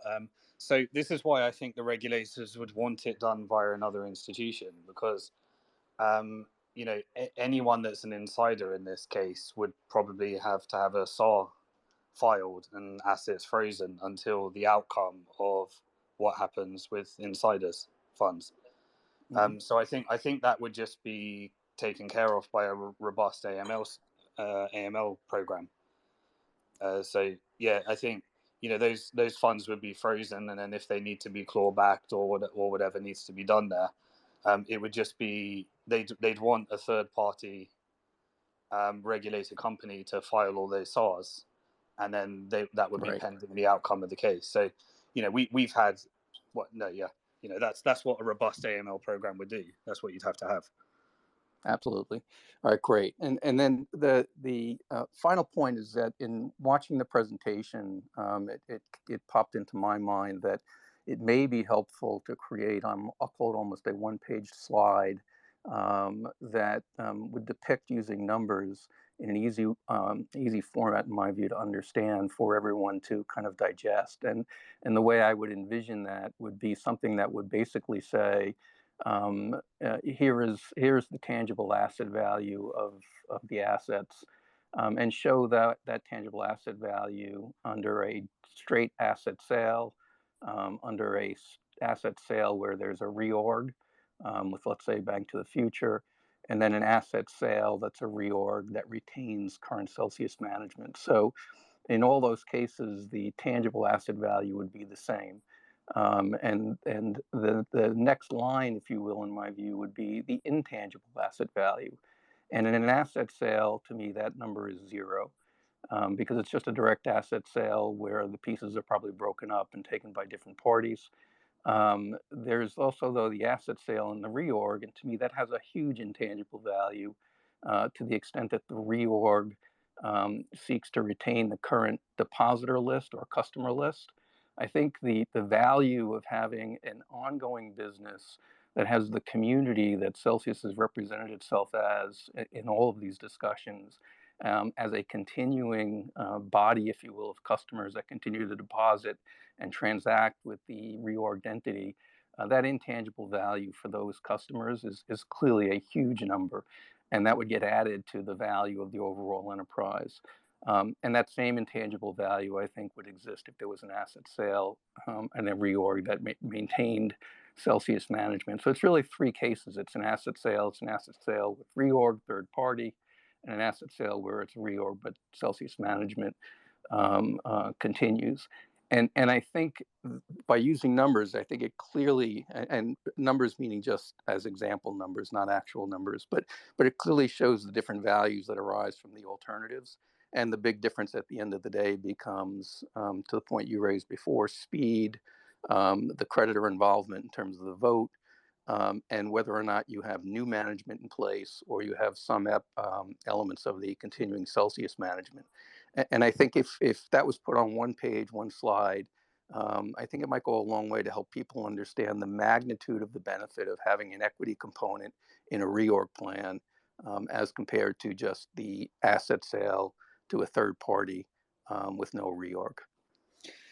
Okay, this is why I love this community, because someone like you just suddenly steps up that has like a whole lifetime of experience when everyone's like talking about all these things, and within a few seconds you condense like your years and years and years in experience, bring it to the community, and there's just all these hidden treasures in here. So thank you very much for bringing that up. Some of the challenges, firstly, if you would like to if you'd like to be a part of helping us to do that, you're most welcome.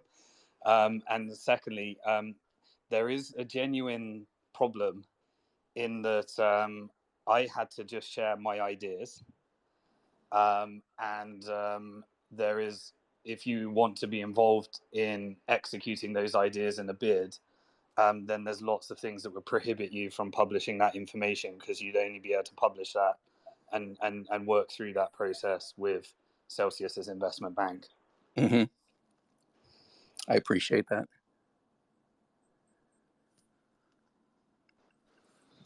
Hey, I think Zach messaged me and said that he's here and he'd like to come on stage. If we'd like that. Okay, I see Zach there. I've just invited to speak. Zach, if you could accept that would be great. Okay. While we're waiting, we can just speak to someone else as well. Yep, we've got Sean. Zach's here now, but Sean's here as well. Okay, so we've got everyone here. Let's. Zach, can you hear us? Hey, yeah. Good morning, everybody. Hello.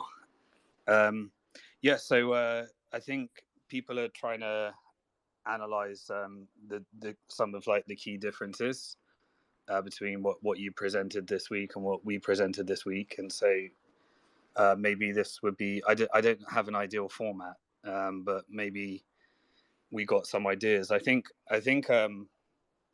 one of the first places where we could start to think is a belief about the difference in strategy, and maybe we can go with two different approaches, because I hold a belief that this bid is the process, and a reorg would take years.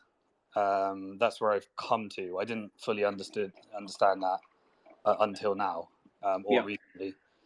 And so if we want Celsius to reorg, then that could follow a process which I believe you're trying to optimize at the moment. And if we want to have a bid with a reorg built in, then that's a process we're trying to optimize right now. And so maybe there is two different processes, or maybe we all need to get behind one, and I don't know the answer behind that. And many people have different ideas. I would agree with you that it does look like it's going towards the. I've heard that the company is trying to reorg under a new company, but we can't be assured of that, and there's just so much at risk here that we have to get involved to the best of all of our abilities. So I agree that a bid and reorg is probably the best path given how everything looks. But we're thinking about having the community bid with its claims on the company of excess of $2.5 billion in order to take direct ownership of the company itself through that bid, and then reorganizing it in the ideas that we expressed yesterday, and then making some changes. We got a lot of great feedback, especially around loans, and we're very happy to be flexible there. But yeah, I think, Simon, there's a lot that we do agree on, and it was mentioned a lot yesterday that if a group of us were to sit down at a table with the UCC, I bet we could hammer a very effective strategy as one unit pretty quickly, and I'm all in for that. Yeah, the challenge you're getting at is the UCC would be in breach of their NDA in discussing that approach, because Celsius owns the process right now. Right. And again, I guess we are trying to speak with the UCC. I think his name is Matt. I just met with him yesterday. Meeting up with Greg here in the near future. But yeah, I mean, there may come up to a point here where we get under NDA and we can't talk publicly about anything anymore. But I would be very happy to do that if that means that we're now intimately engaged with the process and can affect change in that bid and restructuring process. Yeah. Okay. So then, what's going to probably happen here is that we've come to the conclusion that to win a bid and reorg through Bank to the Future, we need to do a capital raise. So we're going to have to do a capital raise. Otherwise, we again already speaking more than we can.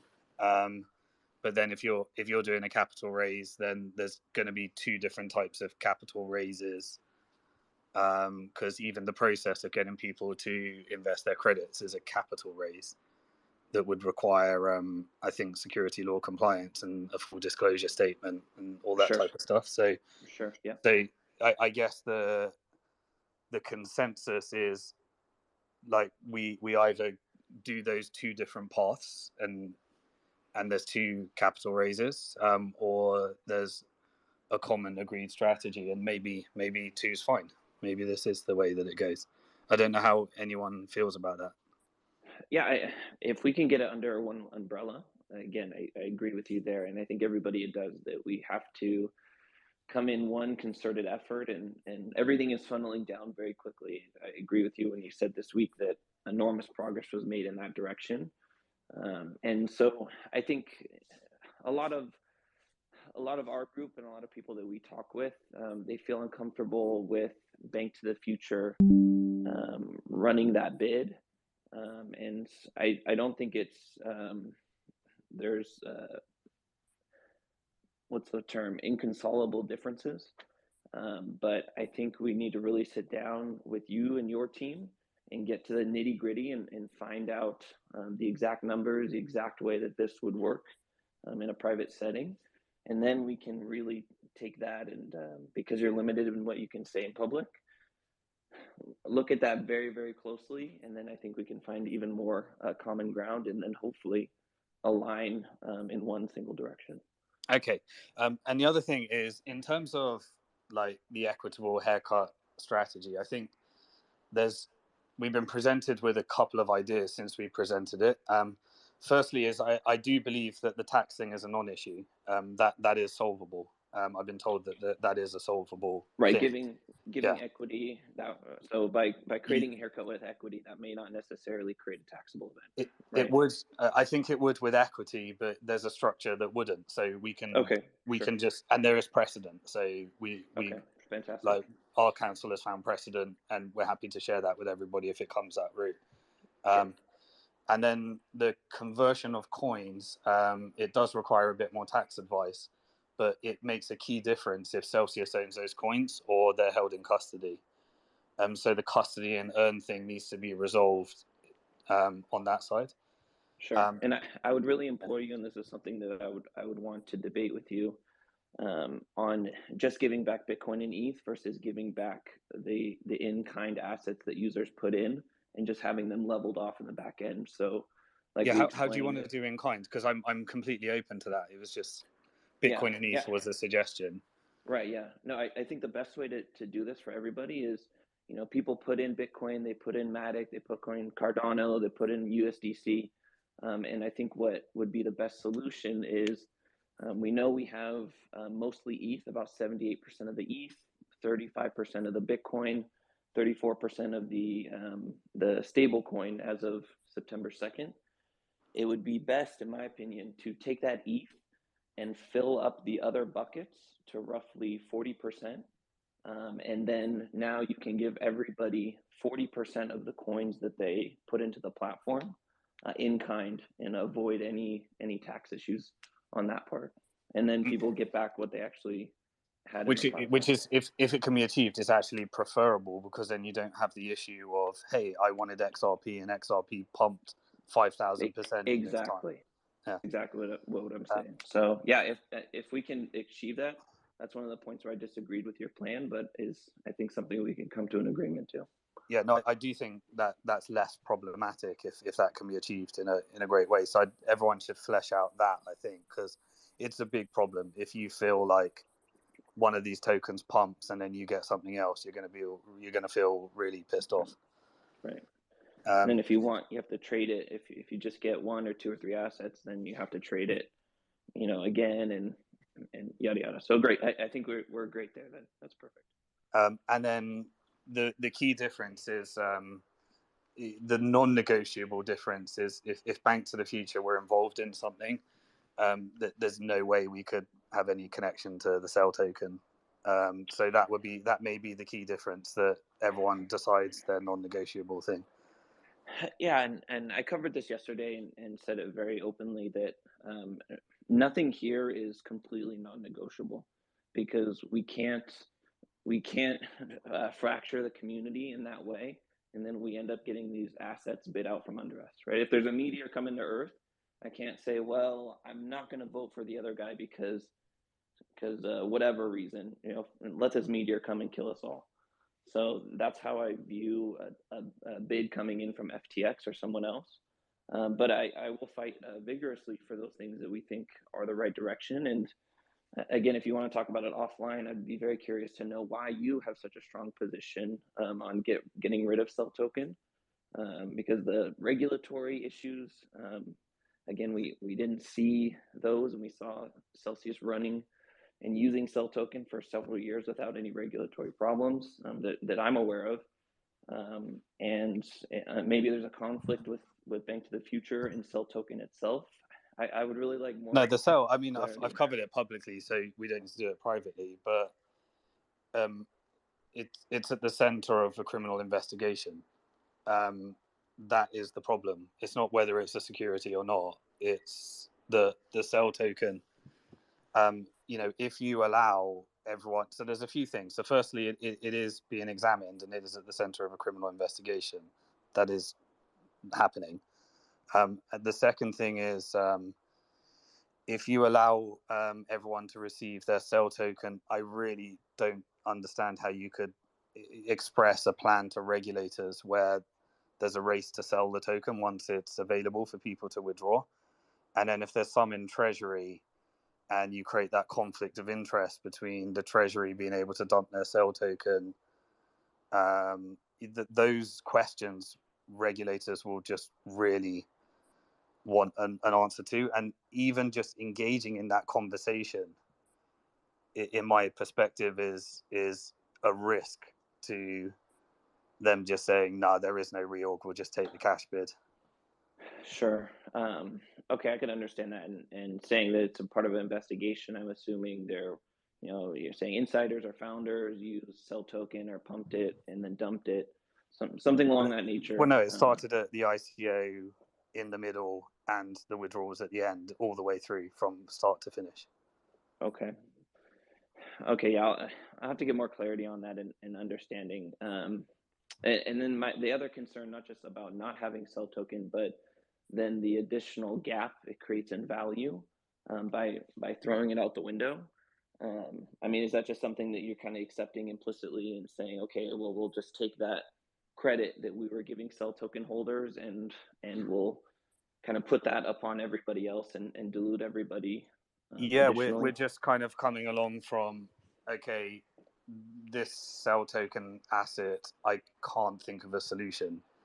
And so therefore we have to treat everyone equitable. So therefore, what's the best way of achieving that?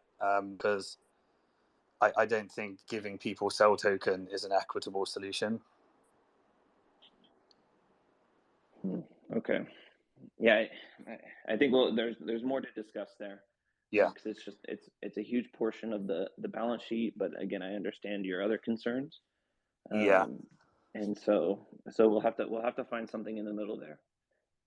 And then there's just the general, speaking openly, the reason that we're very silent about, throughout this whole process, we haven't talked about tokens that may have been issued by us, is because, it creates a real big problem and conflict when you connect a centralized company to a decentralized token.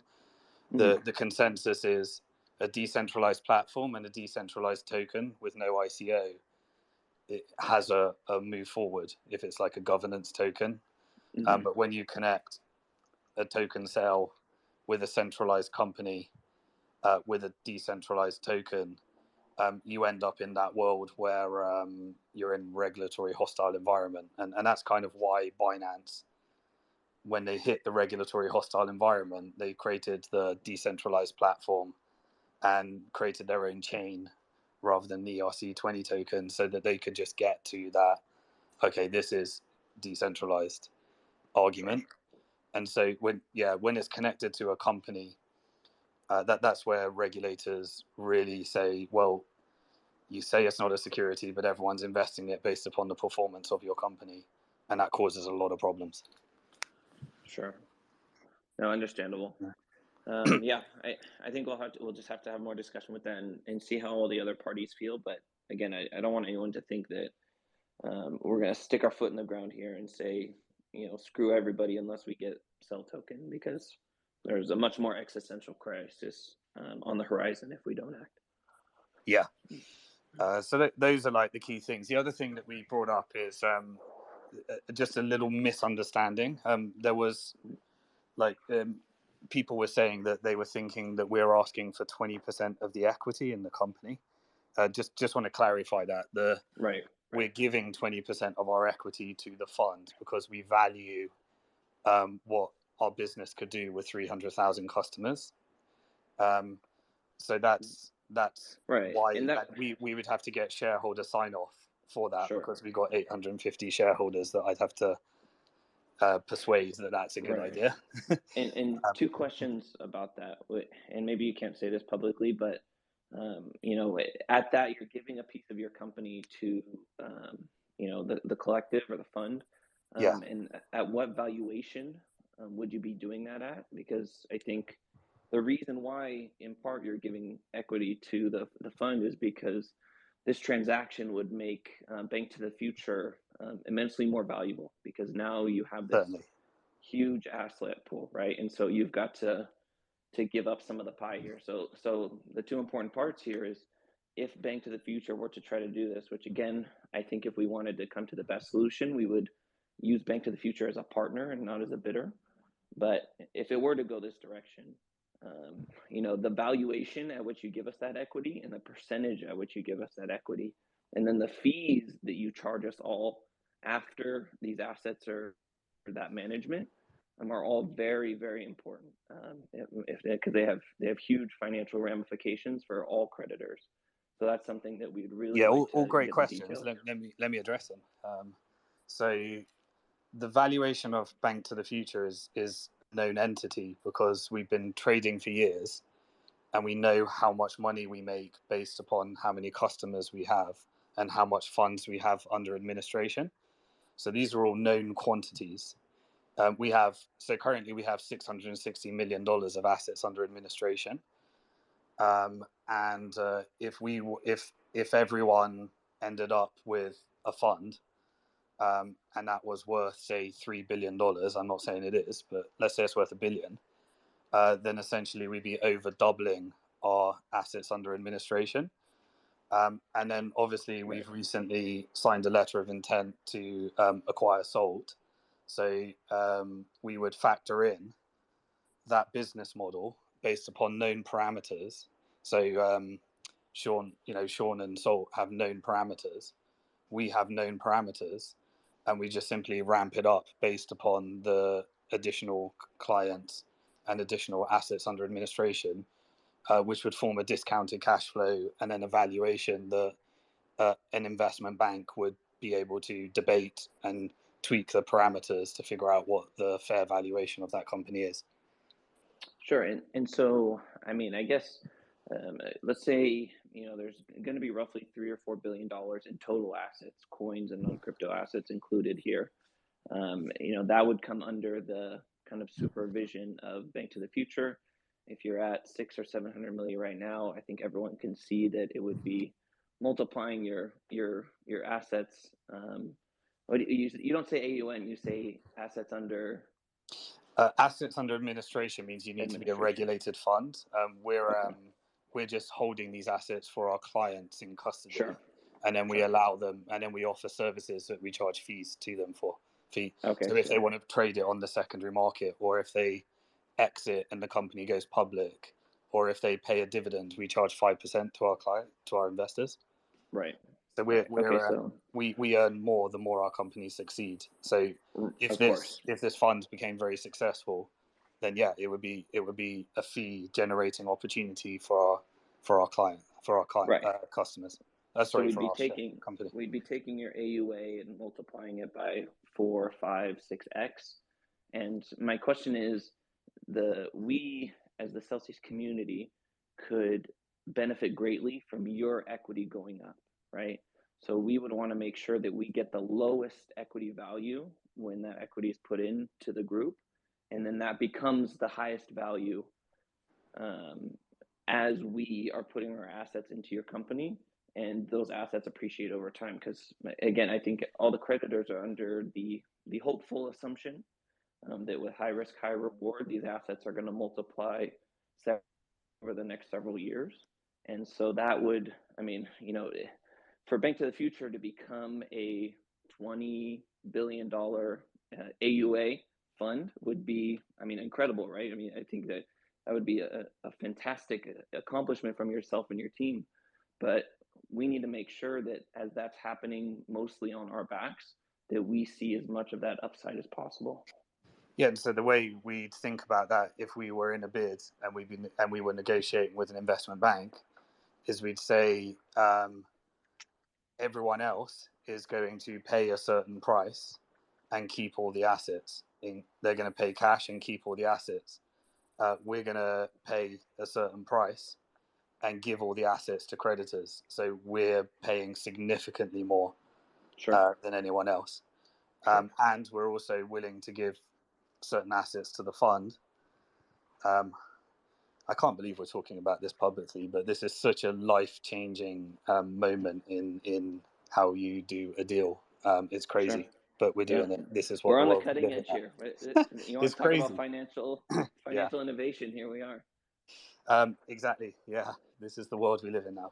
And Simon, I think just as a note, it's extremely healthy to talk about as much as we can publicly because it dismays a lot of the fears, the concerns, the doubts, and getting into these specifics.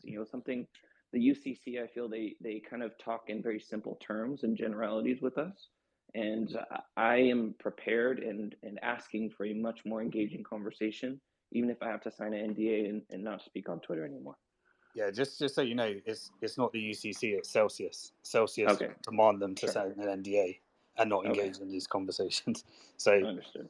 Yeah, but so that's that one. So there's a very known way of coming to that valuation, and then the upside.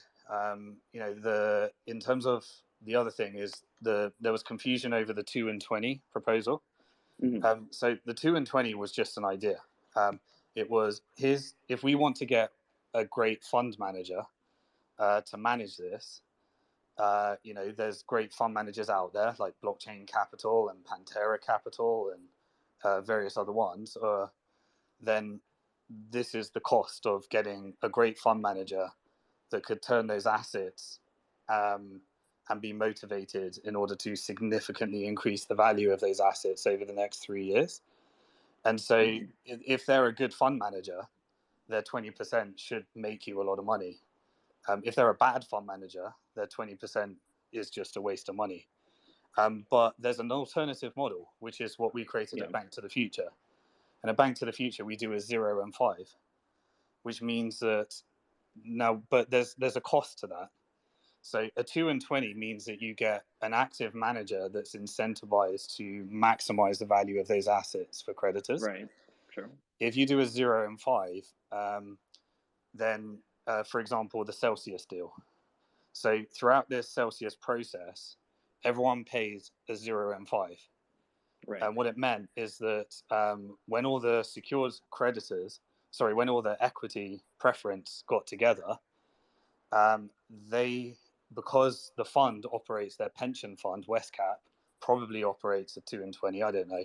Probably not. I don't know. It's a pension fund. It's slightly different, which baffles me how they made a private equity investment, but I'd love to figure that one out. But anyway, if they have the funds in order to do that because they charge at 2 and 20 or whatever they charge, at Bank to the Future, we have an agreement with our investors whereby we just have zero discretion and we pass through all votes. Right. But you're on your own. We don't have legal budget. Right. And so if people would prefer that we do a 0 and 5, then that's just our normal Bank to the Future business model. But I believe that paying a 2 and 20 would make more money for the assets than if we did a 0 and 5, because I think you need someone really coming after and engaging in the process of making these assets valuable. That's my opinion. They don't just sit on their own and make money. I would tell you that I think I agree with kind of the detractors here that the nature of the assets that we have and the businesses that we would all own, I don't think it calls for active management. Maybe some of the portfolio would be more reasonable to be that way. But I mean, even personally, my opinion is I feel on the whole, active managers lose because they can never beat the market on average, kind of the index fund theory. Yeah, that's index, but this is venture capital. So if you have a VC fund and there's no fund manager on the back of all their investments, of course. And there's no one that can pursue all the legal action for the contracts and the debtors that aren't paying and all that type of stuff. Correct. No, there has to be some sort of management there. I just think the 2 and 20 model, it's got negative stigma and the numbers look too big to everybody. And then also on the passive side, a lot of these assets are obviously tied to Bitcoin one way or another. And as the Bitcoin boat floats over the next few years, as we hope it does, there would be enormous upside that I feel would not be fair to give to an asset manager just by the nature of them being in the market with holding our assets. So maybe the number isn't 2 and 20 and we can find a great manager that can establish a different deal because we feel that we have such an advantageous position right now that to pay a standard fee is like, putting 4 sets of training wheels on a bicycle that they're going to ride no matter what. And we don't want to give up extra value that we don't have to. But again, a point that we could negotiate and I think figure out by sitting down at the table.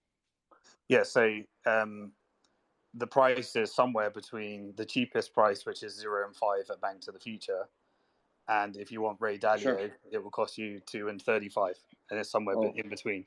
Yeah, Ray Dalio said cash is trash at the top of the market, so I'm not sure if I want Ray Dalio right now. Yeah, I'm not sure I do, but just it's just a spectrum in between. Yeah, and just as a note on communication, you can see how when you put that idea 2 and 20 out, that there's a lot of kickback from it, and even though you're just kind of putting out a concept, the repercussions of that can be huge, and so anybody putting out ideas and you open yourselves up to criticism, it's brutal at times, but this is what we have to go through to find the best solution for everybody. Yeah. Okay, so those are like the key things, and so now everyone, I think, if they've got questions, they can just point them to this recording, and we can stop arguing about them. They just put forward what they think is right. But at the end of the day, it's still these decisions are going to be made within the context of a well-defined bidding process. In order to, what I tried to do in the last video is they're going to think about the value of what you're bringing relative to cash. And so that's the process. And the value we're bringing is we're saying, rather than us give all these assets to our shareholders, we'll give them all to creditors. And I think, again, your model does create this kind of symbiotic relationship with Bank to the Future and Celsius Creditors. And that doesn't have to be a bad thing as long as it's done on the right terms. And we just want to make sure that those right terms, if it does go that way, there's a lot of upsides we make sure we get those terms Yeah. favorable to us as creditors. And I think the upside that we bring is a lot more diversification, so that we don't end up just betting on a Bitcoin mining operation. We end up with Certainly. a complete exposure to the growth of the entire market, and a fund that no one else can get into other than being a Celsius creditor. And the only way you can get it is by buying it off someone else after the lock-in period. Yeah. I think that's exciting. And then we can stop talking about fighting for whose coins. Like, because if custody are fighting, it's because we're coming from a place of scarcity rather than abundance. If we were fighting to say, well, actually, I value I value the fund more, then there's a bunch of people that will value the fund more than their coins, because they'll say, well, this is the only way in. There's no other way in. I could go buy some Bitcoin, but if I want this fund, I have to be a creditor. So then you can try and solve the collateral for loans, the custody, and all those pieces that if we don't get them resolved, we're going to end up waiting for an examiner report. The infamous Simon end up Dixon, delaying the bid, and we're trying to prevent the 2-year process of figuring out a reorg, but rather have a bid and reorg, which is the fast, and not have the examiner then come out and start doing criminality in the middle of this process that pulls the whole bid and ruins everything for everyone, is what we think we're trying to prevent. If we're reading the tea leaves right. And I know you're going to say that's an opinion, but that's all I've done throughout this whole process, is try to forecast what comes next so we can get ahead. Yeah, no, fair enough. And that optionality, I think, is again another great function that for a fee, Bank to the Future could provide, where people want to swap their coins for equity. And I think it's funny that once we started talking about the equity and the assets, people found an immense amount of value in that, and an immense amount of upside potential. Again, high risk, high reward, but it turned from the Celsius equity as being worthless to I demand a piece of these assets because I feel they have huge potentials going forward. So optionality is always going to be best there, to allow those that want to take that risk to take it, and then to provide liquidity to those that just want coins. Okay, cool. Let's. A lot of people have questions, so I don't know. Azar, do you want to let a few people up? Yeah. Did Sean want to say a few things? Yeah, I'm here. Hello, everybody. Happy Saturday. I think if questions come up that are particular to me, I can jump in that way, but otherwise, let everybody else go in. Okay, cool. Let's bring on Harrison. Hey there. Thanks, guys. Yeah, I've been writing down a bunch of questions I wanted to ask, but I don't want to hog the mic. I'll just throw in a few over time. First, I just wanted to ask Simon, do you have any insight into why Mt. Gox has taken 9 years and they still haven't been able to distribute funds, and how can we make sure to avoid that? Is that just lawyers trying to line their pockets, or what do you think's going on there? How do we make sure it doesn't happen? It's creditors trying to fight other creditors in a moment of all trying to get their piece of Bitcoin and believing that they're entitled to it, and then it goes through the cycle again and again and again because they never reach agreement. That's exactly what happened in Mt. Gox. So, like, for example, someone came along and said, they were ready to pay everyone out. And then one company came along and said, hey, I had a contract with Mt. Gox where we were going to create the US version of Mt. Gox with our money transmitter licenses. We're owed 16 billion. And then they got in the way of everyone getting their funds back. And then that had to go through court, and then it just kept happening again and again and again. So you don't see that happening with Celsius? My fear with Celsius is that, so firstly, Mt. Gox was done in Japan. Mark Capellas did end up in prison in the middle of it. So that process can continue. It was done by Japanese law. I don't know if... I don't know. We could end up in a process that if we take too long, then we're fighting over whether the US trustee is going to put this into Chapter 7 or not. That's why I think the UCC and Celsius are all saying, let's get this bid done. That's what I think is happening. But yeah, if we the bid is now being delayed because everyone's trying to figure out who owns their piece of the pie between custody and loans and withhold. So if we could solve that, then I think we can get through the bid. I personally believe if you want the fastest way out of Chapter 11, everyone figure out what they want. Maybe it's got to happen in court, but then that has to wait for the examiner. Don't allow Celsius to extend exclusivity because I think it's a pony show. And then just enter into the bidding process and allow the bidding process to happen. And then go through all the contention that will happen to the bidding process from regulators and various other things. And then hopefully we'll be out of it by next year. Anything that gets in the way of those processes, I think we're in danger. A few other tangential things. Thank you. I talked to Zach yesterday about potentially doing an in-app voting mechanism to allow the community to have an auditable way of expressing their will. Are you open to that as well, Simon? Yeah, if you can get Celsius to do it, why not? Okay, yeah, great. Because the idea of, what I'm seeing on Twitter is that a lot of your ideas have 80% support, but the fear is that there may be, some manipulation on those polls. So it would be nice to get an auditable, true representation of the community as well.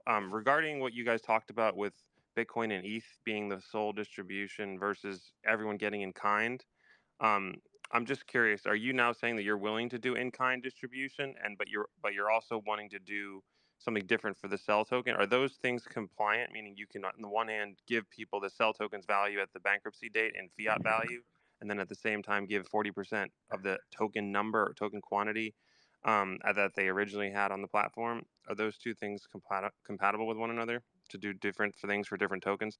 Yeah, if someone can show me a much better in-kind model that doesn't include cell, then I'm sure it's something we could get behind. It may even be better because it reduces the whole risk of everyone not having the coin that they originally wanted.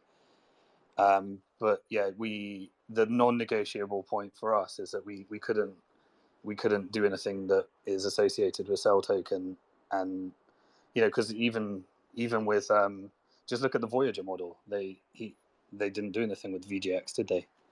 They couldn't.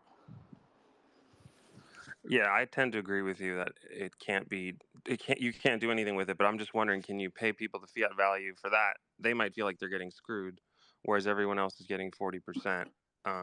You got to get to Equitable, so they have a claim based upon the price at petition. So how do you pay that? You could give them dollars, but then it's not treating everyone the same. Maybe that's a negotiation, but where do those dollars come from? Yeah, I think that those issues can be separate. If you end up with a cell token model, then it's very, you give the cell token and that one gets worked out. If you end up with not a cell token model, I think you could still do in-kind distributions, and then you would just have to return that credit back to creditors in a different way. But then there's also different ramifications there, tax and others. So yeah, I think it's something that's an it needs more clarity before we can agree on that. Okay, and lastly, Simon, you said that you guys are raising money at Bank to the Future. If I was interested in being an owner of this new company, this new equity that the creditors will get, if I were to buy into this capital raise that you're doing at Bank to the Future versus waiting for the creditors to sell me their equity, is there any difference there between those two things? Well, if you're investing in BF Global, then you're investing in BF Global. If you are entitled to a fund as part of your credit, then those are two completely different investments.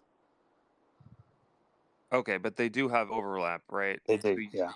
Okay, so you're going to give up 20% of your company, but they're 20%. Again, just numbers, because I still got to get shareholders to agree to this. I just put numbers out there to further the conversation. But we'd probably have to sell another additional 10% of our company for capital, for actual new capital. Okay, so this would be an opportunity for people if we wanted to invest in your company and then also get some of Celsius. We can do it that way, but then we could also buy into exclusively just the Celsius assets if we want to wait for creditors to sell them to us. Is that correct?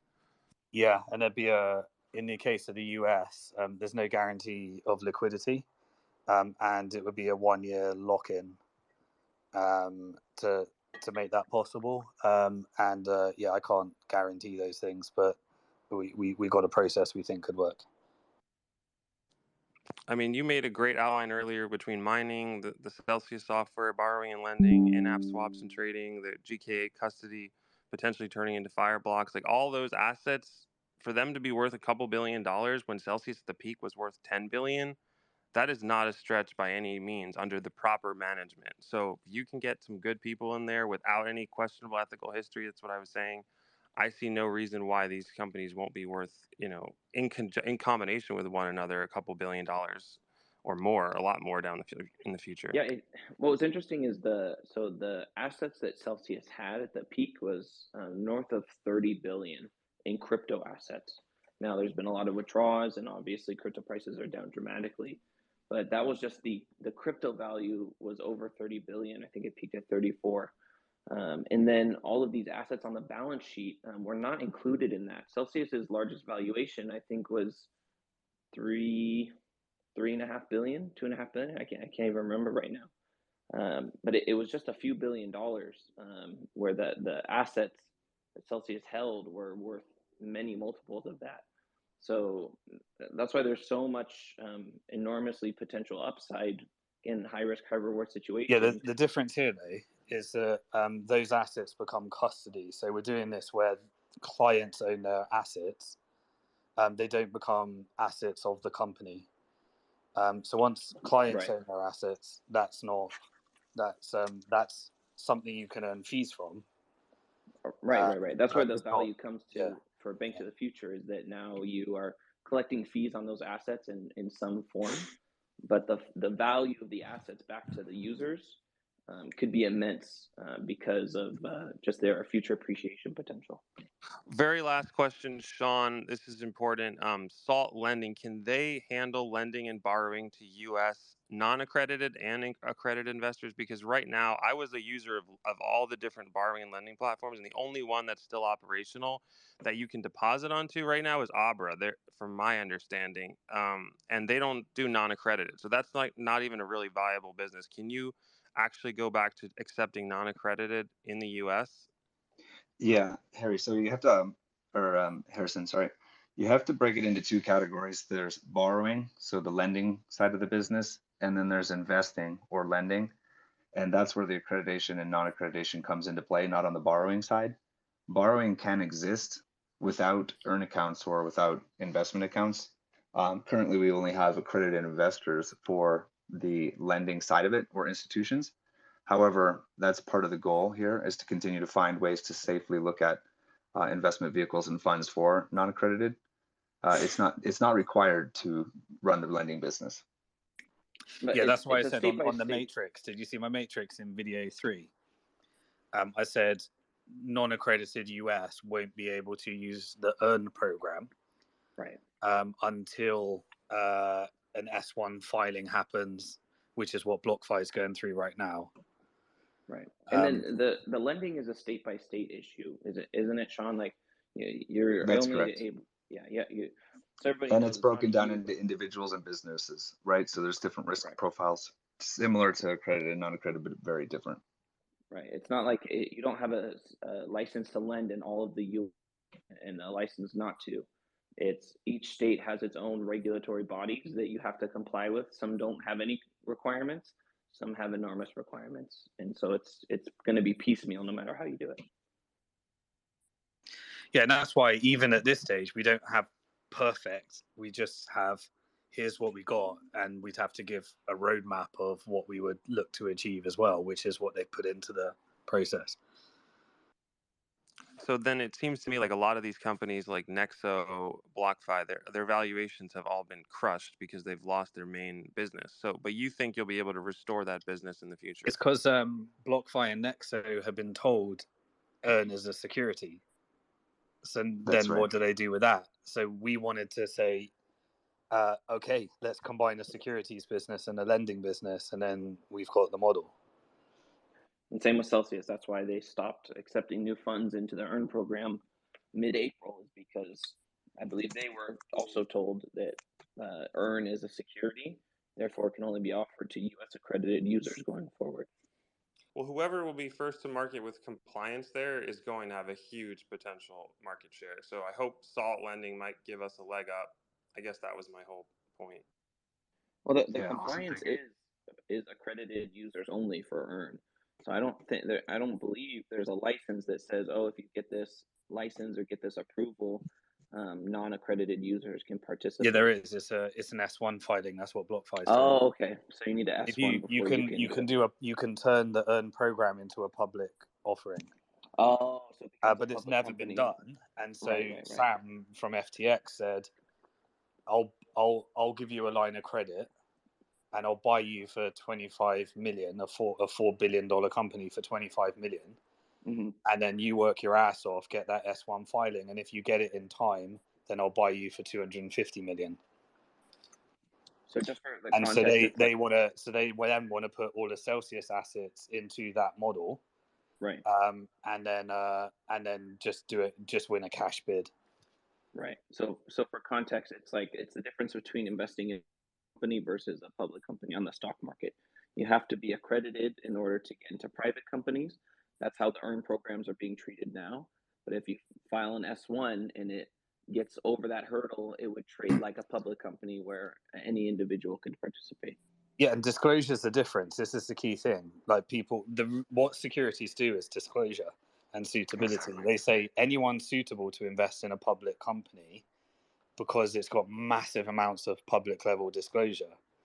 And so SALT's kind of in this weird hybrid situation because of the challenges it had with the token, that there was a settlement that then meant it needed to reach some kind of public level disclosure while still being a private company. So it set up a lot of the infrastructure for us to try and get there. And that's the opportunity. Exactly. It's turned out to a positive, and just for people's benefit, when you think about publishing all your financials as a potential model for all this, I think if I were speculating, the SEC is looking at it and saying, okay, well, current rules where you have large amounts of investors that are out there on the markets, and then again, similar to things like DeFi, maybe the best outcome would be that you can't restrict the number of users and the technology. So let's look for better ways to focus on disclosure. Which turns out to be an asset. I'm still shocked that we're having this meeting on a Twitter space publicly. What a world we live in today. Thank you very much, guys. I'm definitely interested in investing in this new entity. So keep it up, Simon. Keep up all the great work, Zach, and hope you guys will come to an agreement with the community. And if you can do an in-app voting mechanism, that would be awesome. Thanks again. Stepping down, guys. Yep. Just for the record, that was not a solicitation. If anyone were to invest, they'd have to qualify as an investor and they'd have to meet suitability. And any of these forward-looking statements, you can't rely upon them. And you'd have to actually read a full disclosure statement before making any investment decision, and you could lose all your money. Thanks, Harrison. Let's bring on Plan C. Yeah, hey guys, thanks a lot for this conversation. It's been awesome to hear all you guys speak, and Zach, to hear you and Simon talk has been great.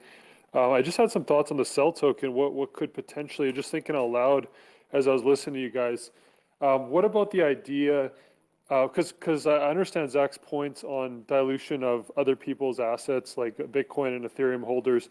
You know, if CEL token, if you're incorporating CEL token, you know, there is that additional haircut that would happen for all the other assets. So we all understand that. So what about CEL token? This is just my opinion, but I wonder if you guys would agree on this. CEL token, although some people used it for its utility, a lot of people that were the largest holders of CEL token were holding CEL token because they believed in the vision of Celsius and Alex Mashinsky and the potential of CEL token. Just based on the company, right? So they kind of saw it as a proxy to equity in some capacity. I think the majority of people that held larger amounts of it, because beyond the utility, I mean, that just made sense. So So Zach, you'd agree with that, yeah. So what about the idea, because that was the case, what about the idea of converting the cell token into strictly equity, into strictly the fund, right? So basically that way you're not diluting the other asset holders, but you're basically giving cell token holders, essentially more equity in the fund, which is kind of what they were investing in to begin with, was the vision of Alex and excuse me, of Celsius, whereas now it would be the vision of this fund / the new co, right? So they're taking on more risk, but they also have more potential upside. I think you got the potential in terms of how you're thinking, but I think it's pretty unfair to not be able to get half of your money out and you're locked into a long-term private equity. Now, so you'd have to actually get them to opt into that, and then when you create opt-in, that's a settlement, and then you've added all of the complexity around what do you do with the people that didn't opt in. Then it skews the numbers, because for a settlement to happen, they'd have to voluntarily opt in to not being treated equally. The easiest in execute, imagine we're dealing with how many hundred thousands of users here.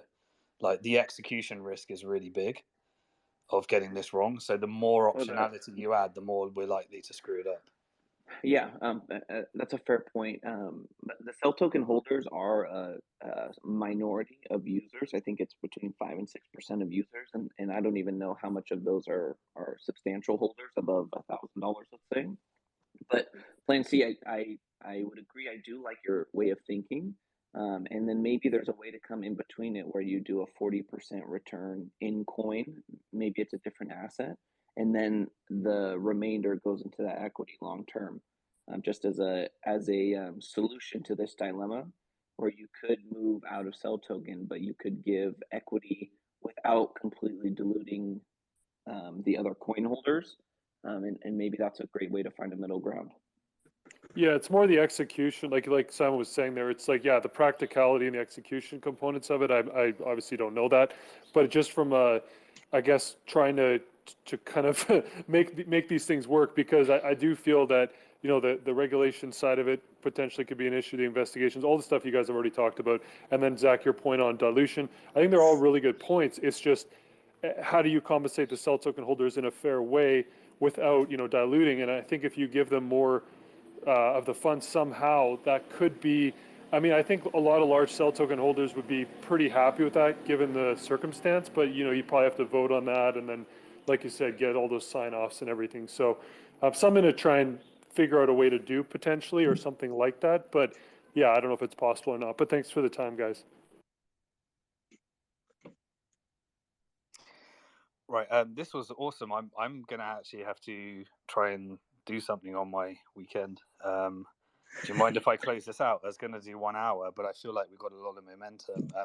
Why don't we end on a high? Because I think we covered some really good. Before you go, Simon, can I suggest, it looks like Zach has a meeting set up with the UCC this coming week. Would appreciate if you can be a part of it as well. If Zach wants me there, I'll be there. If he wants it on his own, then I'm happy either way. Yeah, it's not my meeting. It's Matt that was speaking last night. He invited me and Otis and everyone else, and he said he was going to invite you as well, Simon. And yes, we'd be happy to have you there. So yeah, I think if the community is coming to consensus here, there's still some things to negotiate and find more common ground. But I think part of this meeting, Simon, you need to be there, and if you are present in that meeting along with Zach and other leaders of the community, can you guys give us a preview of the things that are going to be discussed before that meeting, and then give us a summary of the things that you did discuss during that meeting after you come out? Yeah, whoever's in charge of the meeting can do that. Yeah, I'll just be there if I'm asked to be there and support if I can. Yeah, Mark said that he asked the lawyer that Greg Pesci. if he could record. Yeah, Greg, thank you. Asked Greg if he could record the meeting, and I think Greg agreed to that. So if that can be recorded and made public. No way! Did he agree to that? Yeah, he did. That's hilarious. That's what Mark said last night. My God, that's so funny. Yeah, that'll give the Simon, do you community see more what's possible transparency when we into work what's together? going on behind the closed door. I was saying most of us are here and we've been waiting for months and months to know when we're going to get to the end of this. Lots of things are going to be discussed in that meeting, and I think the entire community needs to know going into the meeting what are the items that are going to be discussed, and then the summary once you come out. Yeah, no, that'd be fantastic. And that's Simon, just so you understand, that's the granular, very specific information that people in the community want. And if we don't try to include as many people as possible in those conversations, it creates doubt, it creates uncertainty, it creates mistrust. But if we can have these wildly open conversations with everybody that's okay with it, that's going to move us so forward so fast. Yeah, and just the big risk is, I just so you understand, the big risk is Celsius. So if Celsius sue us or Sure. Kirkland sue us, that's what we're risking right here. Sure. And let's try to get in agreement and with them so that I'm hoping that the public pressure to not do that is enough. But if they wanted to, they could. Sure, and I think again, let's do everything we can here. I don't know how much effort you made in that direction, but have an open dialogue with Celsius and Kirkland and see if there's a level of transparency and reciprocity between ideas that they're going to be open to that. I'm hoping that they're not as adversarial as that, but I understand it's a possibility. Yeah, no, it'd be the bank won't allow it because they want competitive tension in this process. They don't want people being scared off because of these conversations, because other bidders are probably listening to this conversation right now and saying, well, I don't think I want to compete in that. That's what they're trying to prevent.